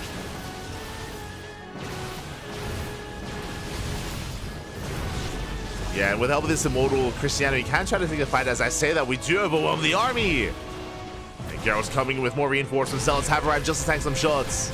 We shut down the Stalkers, but can we get on top of the Immortals? Not quite. Not quite, as Cristiano does hold. Both players, they calm down. Geralt just now main-lining over, saturating his natural. Cristiano, his own, already up and running. And we survive the early game. We make it. We do survive. Geralt's rushing into Glaives first. Okay. Glaives are on the way. I mean, we've had a lot of success with Glaives already in the series. Why not? Why not double down? No shield battery, no overcharge. Geralt's going for the kill, going for the army. Wasting some shots on the base, on the Nexus. Not ideal. Now going for the pylon. Warpin does complete, and Cristiano holds. Cristiano does hold on. Chasing this back. I imagine wanting to get on top of the gateway. Last does have to respect the Adepts. Does respect them, forcing a recall. Both Adepts go down as well. Likewise, Cristiano also slipping out across the map. 1 Adept shades in. At the same time, Cristiano gets 2 into the main base. Probes are falling. Cristiano bleeding out 4 probes, getting 2 across the map. It's okay, but still, it's 5 workers falling. Cristiano still holding his own. Sorry, Geralt's still holding his own. Reinforcing once again with more adepts. Just a non-stop glaive adepts. Keep going. Cristiano will shut down the proxy. At the same time, though. The wall is open. Yeah, the wall is wide open. The adepts say get into the main base once again. And we're just pulling Cristiano apart left and right. Getting into the main, getting into the natural. Focusing down the army. The Immortals are trying to hold their own. But last we get 9 more probe kills. Now the question becomes, we're getting a lot of economic damage. An insane amount of economic damage. What about the counterattack? What about the counter all-in? That's the question as we get 17 probe kills. We cripple the economy. Cristiano is down to 27 workers. But with the help of this War Prism, we can move out. We can send it, Pappy. And back at home, we have Vanilla Stalkers. We have Glaive Adepts. We don't have much. Okay, Cristiano doesn't commit. Just going out with some drop play. Keeping the main army at home. Likewise, Geralt, I'm sure he's expecting a counterattack. He's waiting on top of the ramp. Nothing's moving out.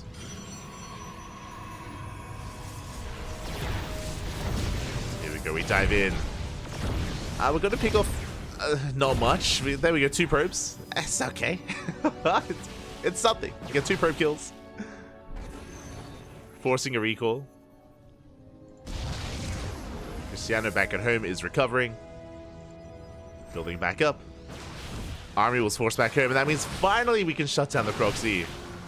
We will bring it down after so long. Gateway gets depowered. Geralt's moving in.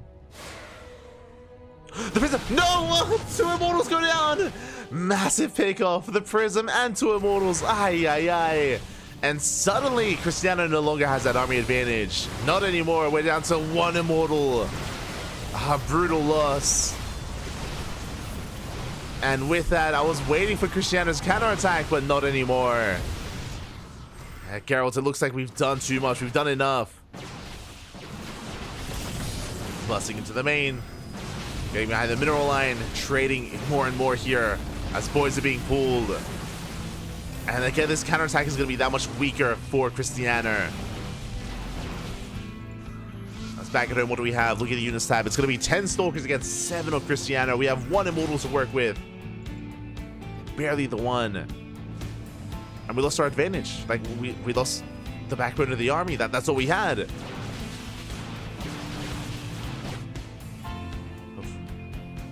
Ay, ay, ay. And at this point, Cristiano is he's strictly behind. He's strictly behind. He's down in workers, down in army.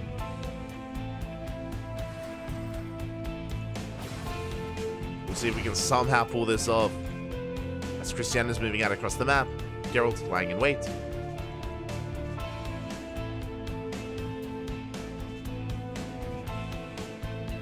He's lying in wait here.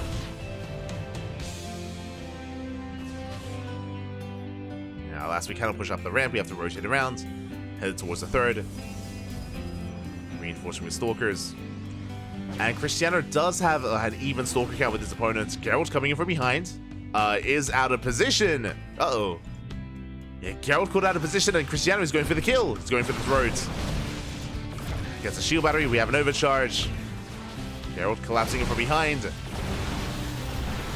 Yeah, we focus on the Immortal. We dive on the Prism, and we're going to completely shut this down. The Immortal does get some extra hits in. Oh my god! That Immortal doing so much in the back line. Cristiano taking a bad fight, but back across the map, that's going to be 10 more probe kills. Geralt, he's popping off. Oh my god. Getting 10 more probes, forcing the recall. And Geralt is still in control of this. Things are still coming up Geralt's baby. Moving out, finding the army, catching the Stalkers.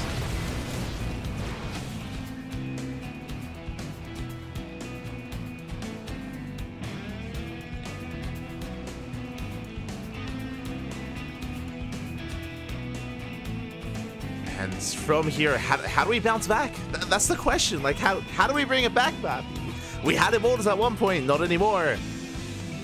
We're going to try to expand, take another base. And Geralt, now he's the one with the immortal advantage. How the turns have tabled. How things have gone awry here for Christiana. And now we're pushing in. And third base is denied. We blink on forward. We can punish the army. We don't have a shield battery. No shield battery, no overcharge. We are lacking our defensive capabilities here back at home. We don't have as much of a defender's advantage. We can pull the boys, but there's barely any boys to pull. Oh, we're shading it again. Oh my god. And as much as I would love to see Geralt push into this, he doesn't need to. Geralt, he's just expanding. Take a third. Geralt, he can just take a third, take a faster base, take an economic lead. There's no rush for Geralt. There's no rush.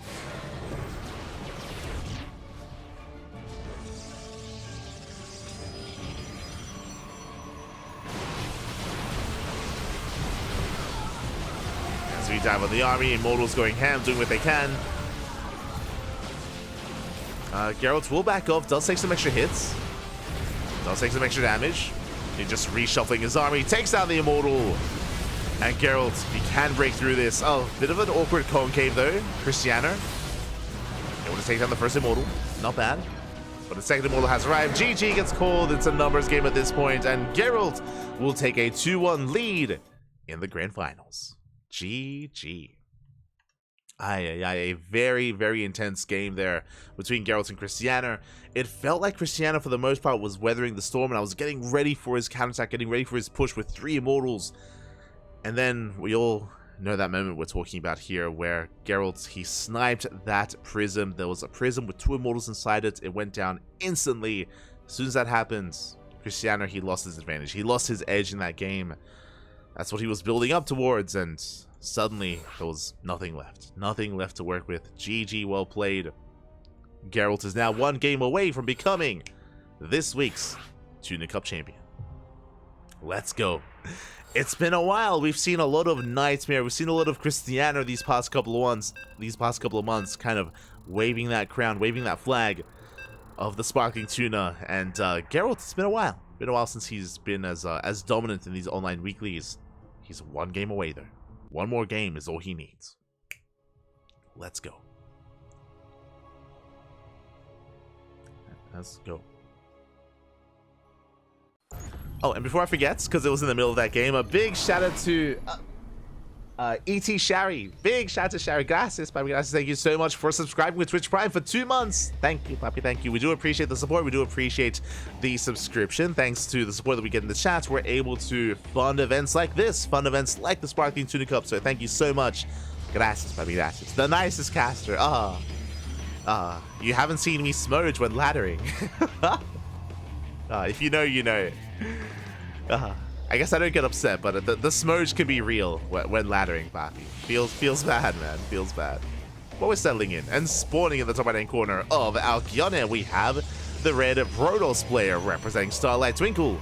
Down in this series, he needs to fight back here and now to force the ace match. It is Christiana. And spawning in the bottom left-hand corner, we have his opponent. We have the blue Protoss player representing Sidestorm Gaming. It is Geralt. Here we go.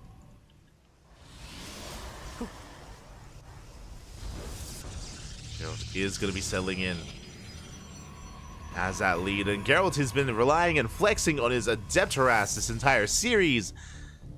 We may as well just commit to that, I imagine. Here coming into Game 4, I'm sure we're going to be seeing some form of Adept Aggression out of Geralt.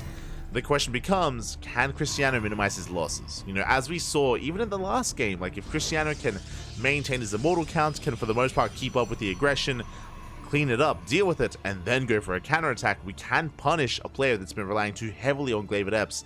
Geralt has been vulnerable at times in this series. At times we've seen Christiana punish Geralt, at other times has failed to do so. So we'll see if we can bring it back.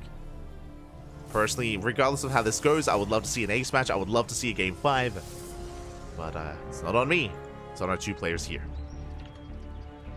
It's on our players.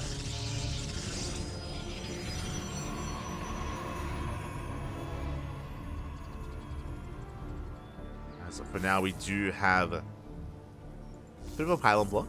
Cristiano being a nuisance here across the map. Likewise, so is his opponent.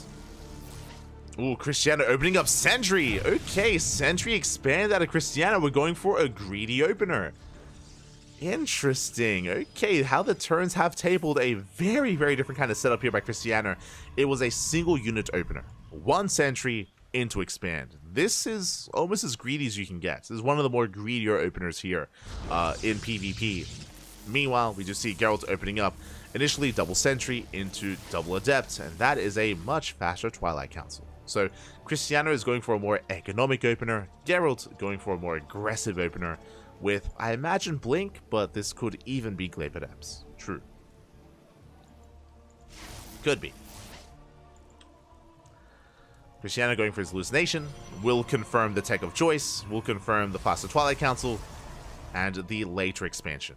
So Cristiano, he's fully aware that Cristiano once again is going to be taking the role of the defender. Geralt setting up a proxy across the map, but Blink is on the way. It's going to be Blink first for Geralt.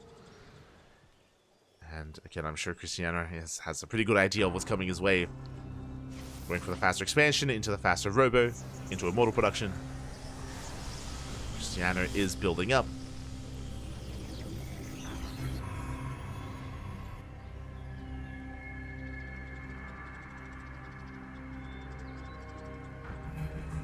He's going to be building up here.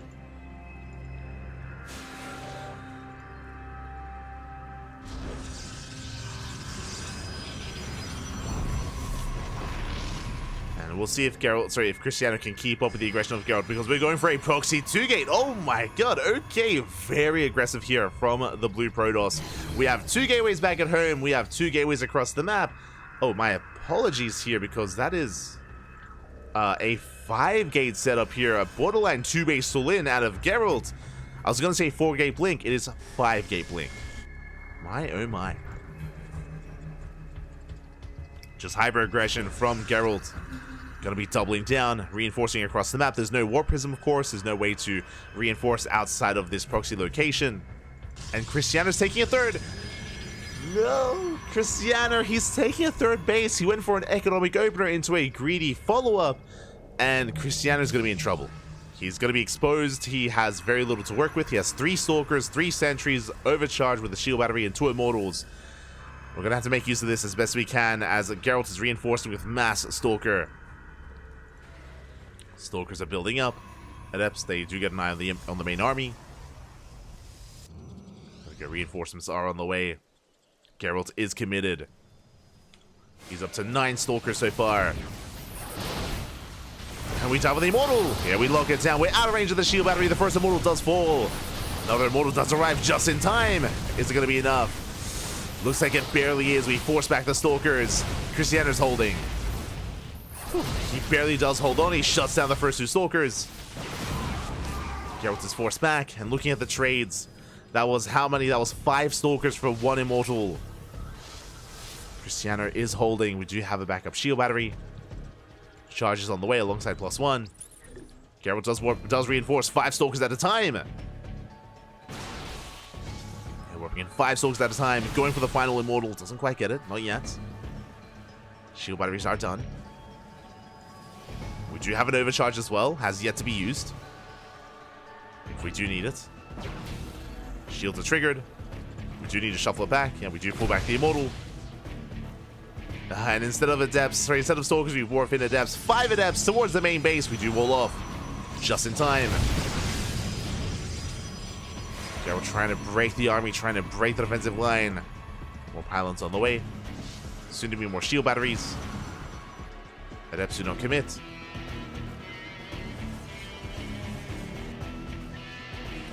And Geralt, he's backing off, he's expanding. He's taking a much, much later third base. And Geralt, it looks like he's recognized he cannot break his opponent. He cannot kill Cristiano, not anymore. He's missed his timing. And Cristiano takes a lead. He's on 3-base saturation, or at least he's got a more efficient economy than that of his opponent. Adepts are slipping into the natural. We are in position. This time Cristiano is ready for it. He's got the wall off, he's got the units. Is ready. And things are looking a little bit more dire here for Geralt. His army is designed to harass, not really designed to take on the army head on. But, to be fair, we've seen Geralt pop off with Glaives. Glaives is about to finish, and really, Glaive Adepts have been winning the games here for Geralt throughout the course of this series.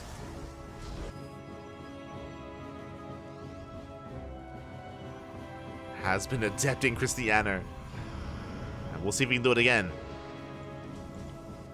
Stalkers are spotted. Christiana does have to respond.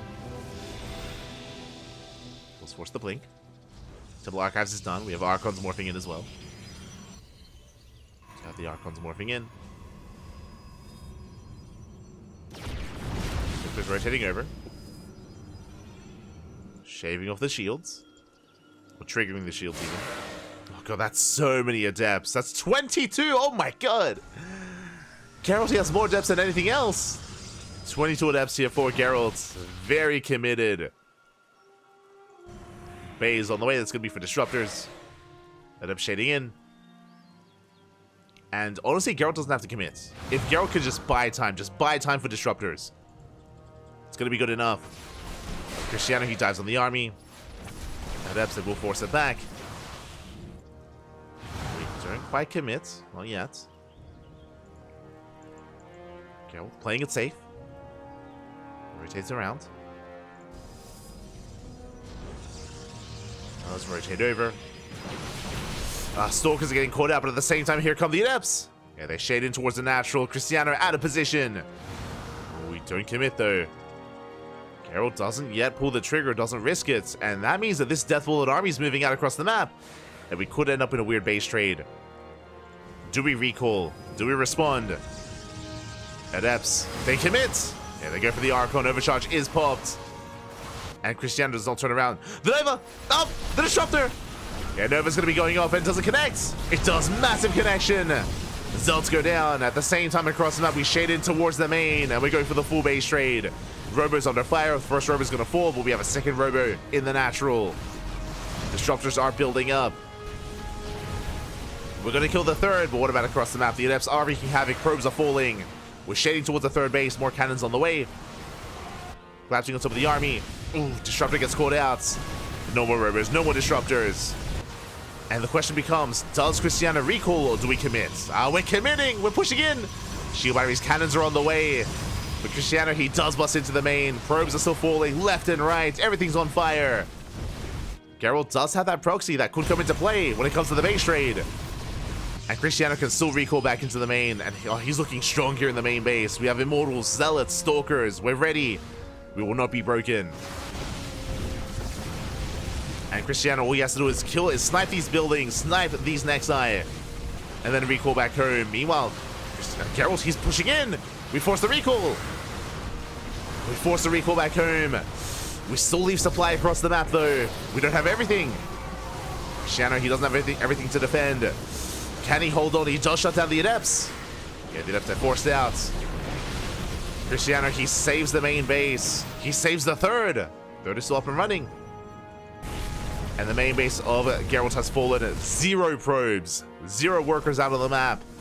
Geralt, he could die to elimination as he is being revealed. Yeah, buildings are falling. Immortal getting caught out. A little bit of chaos ensuing here in the middle of the map. Nice control. Christiana holding his own. Rest of the army does respond. And Christiana could be picked apart. This is only like a portion of his army. Yeah, it's only a portion. The Prism, not quite going to be sniped yet. But Christiana, he's caught out. He's on his own, but here comes the rest of his army. He does respond. Does reinforce. And Geralt, he's being forced back. He's being pinned further and further back. There's only so far we can kite. As we're falling back to buildings, to the proxy. And Stalkers are falling, and it looks like Christiana, we have done it. We shut down the army, we collapse on the Stalkers. GG gets called, and Christiana ties up the series 2-2. We are going to the ace match. GG. Whew. GG, well played. We're going all the way to Game 5. One way or another, the series ends here on this final map. GG, well played. Again, a very aggressive build there out of Geralt. Remember, he essentially went for a 5-gate Blink 2-base all-in, was hyper-committed. Alas, Cristiano got away with his greed. Remember, Cristiano, he went for a very fast 3rd base. He was cutting corners. He was being greedy.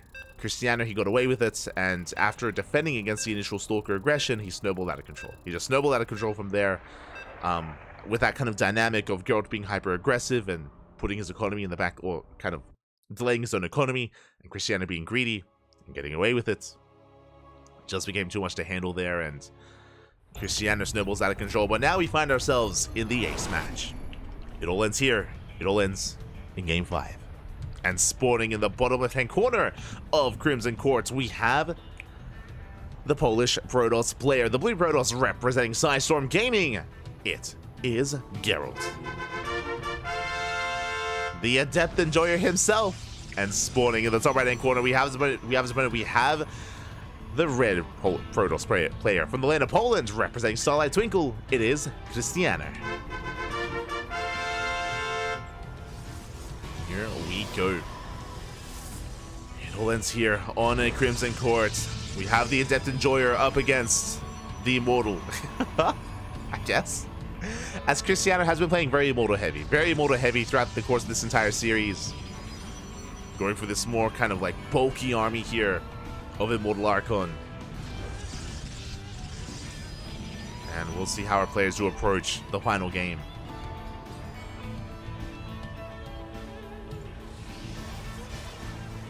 See how they do approach this.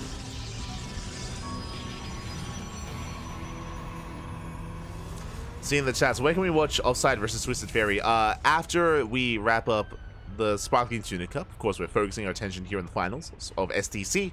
But after we wrap up with Sparkling Tuna Cup, we will be catching up with WTL. World Team League is going to be on the horizon here after this broadcast.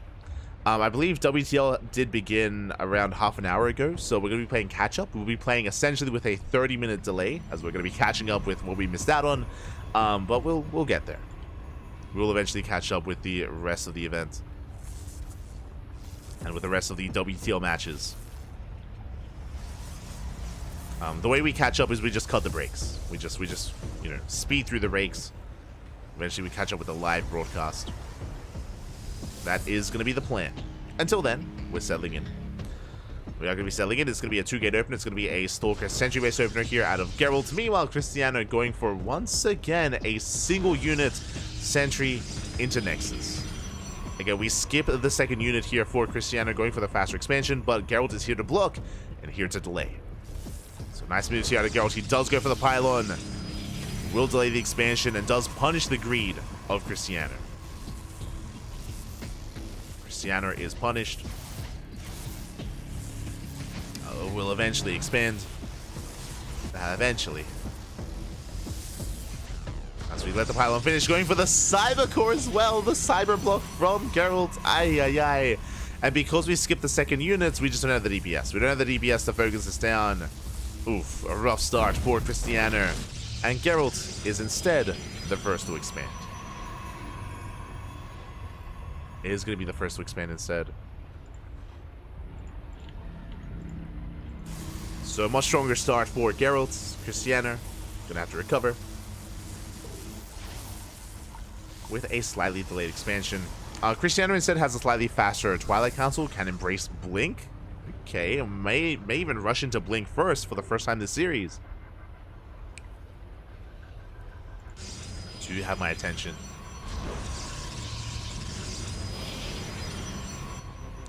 As hallucinations are being sent out. Scouting across the map. Trying to get a read on what's going on. And Geralt's going for his own Twilight Council. Again, Blink is slightly faster for the red Protoss.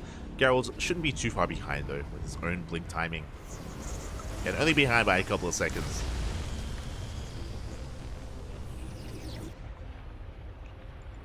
Ooh, as Cristiano double expands. Okay, bold move. It makes sense though, because our natural was so heavily delayed. It was so delayed here because of the early Cybercore block. We double expand to try to catch up. Now Geralt does confirm. He does get eyes on the expansion. And Geralt, how do we respond? Do we just with our own third? Okay. I was going to say we can go for a 2-base all-in and be hyper-aggressive and try to punish the greed of Cristiano, or keep up with the greed. Looks like we're keeping up. Throw down the Nexus instead. We will try to play catch-up.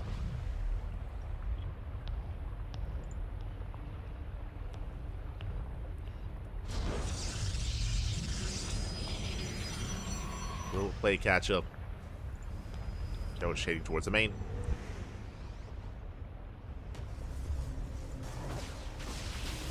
Say shading, hallucinating in towards the main. Both players embracing Blink. No glaives yet. Not this time. We're embracing a bit of a more standard PvP in a way.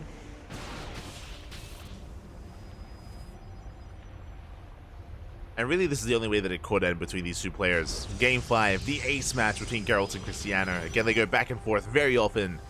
It's hard to call who's favored here, especially after how dynamic we've been in this series.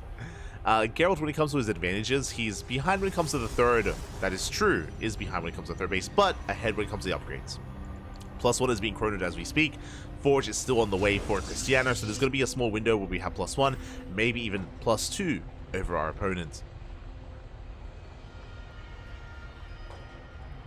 So Geralt can make use of that. Meanwhile, across the map, Cristiano rushing into charge. Very quick to embrace charge. The Oracle, the Observer does confirm the movement. Oh! Stalkers dip in. Cristiano does keep up. At the same time, Adepts, they do shade in towards the third, but we lock them down. A very nice force fields. The Adepts are trapped, and they will be cleaned up. I say that one Adept does survive. Almost getting a probe. Almost. Yeah, just the one probe going down. Geralt backs up, catching up with his own blink. Sorry, with his own charge.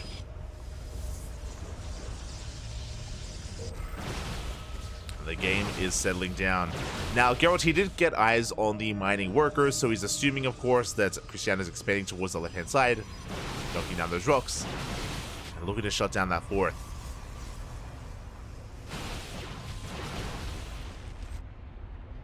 Cristiano, likewise, is in position. Is getting ready for this. Hallucination will confirm. And we are ready. Oh, the Diva. And we can punish this. Oh my god, the aggressive blink. Ooh, Geralt bleeding out a lot of stalkers. Yeah, rough fight for the blue Protoss. Stalkers are going down. Ooh, bleeding out even more. Oh my god. The trades are insane. That was 7 stalkers for 4. Almost a 2-for-1 trade. Very nice pickups here from Cristiano, and Geralt, he is punished. With that, Geralt does fall behind in the supply, taking the center base. Of course, there is the high-yield gas geyser, or the recharging gas, to take advantage of. That will help recoup our losses. If we can expand, if we can take it.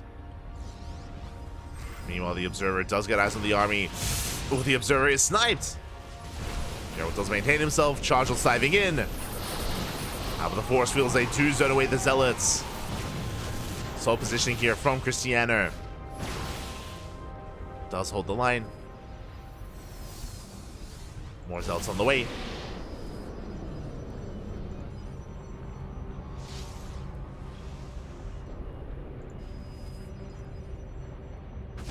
Cristiano, he will finally shut down these Observers. One at least. There is still another towards the left-hand side.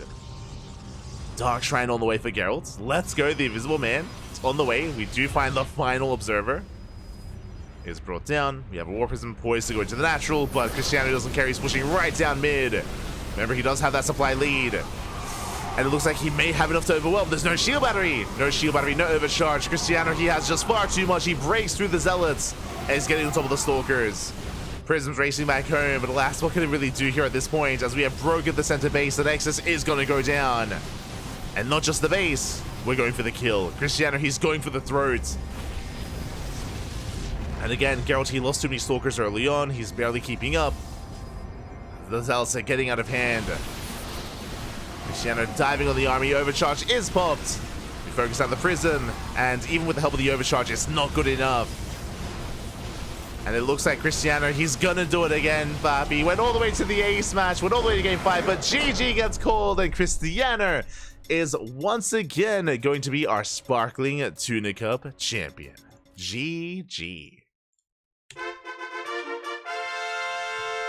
GG, well played. It was a very back and forth series, very back and forth between both Geralt and Cristiano. It went down to the wire, went down to the ace match, but alas, still did go the way of Cristiano. Again, it was a very close series and a very close game. When it came to that final game, again, we saw that Geralt, he was slightly behind economically with his third base and with his fourth.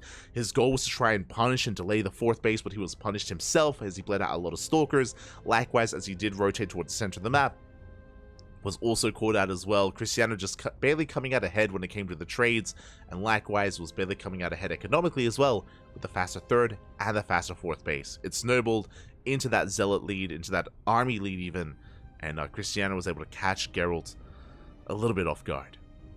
Was able to catch him off guard there. GG, well played.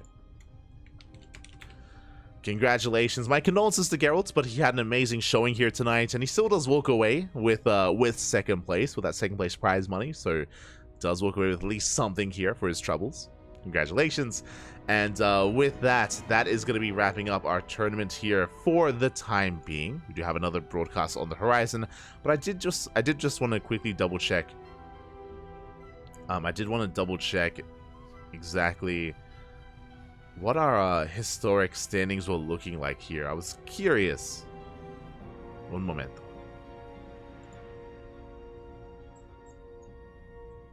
One moment here. Okay, so for confirmation, Cristiano, he's got 12 wins under his belt. Not bad. He has, again, the most. He is the sparkling tuna. He's the tuna, papi. He's the tuna. Cristiano, he's got 12 wins under his belt. Geralt is up there in the standings, true, but still behind some other players like Art, like Knights, like Nightmare, like Bjorn as well. But Cristiano, he adds another gold medal to his collection. GG, well played. But a shout out to Geralt, of course, for making a series out of this. And again, we've seen Geralt bring down Cristiano in the past, and he could do it again. It's always very close between these two players, always very clutch between both Geralt and Cristiano. I'm sure we still have many more matches, many more series of them to come. I'm sure.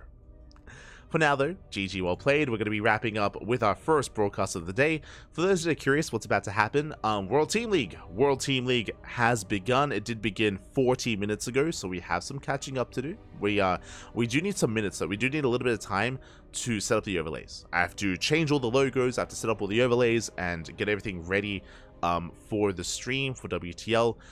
This stream is going to go down. It's going to go down for a couple of seconds, and then it's going to come right back up with WTL. So if you're curious, if you want some more StarCraft, then stick around. Don't go anywhere, because the stream is going to come back. We're not leaving you, Pat. We're not leaving you. It's going to be coming back with World Team League. And who's playing tonight? Let me just double check. Who is playing tonight? It's going to be Offside Esports versus Twisted Fairy, and Shopify Rebellion versus Basilisk. Ooh, so some very high-profile matches are on the horizon here, and we will be all over that on the CranKy Ducklings. So that is our plan here. So from one tournament right into the other. But again, we do need a couple of minutes to prepare and to set everything up, and to bring the stream down and back up again.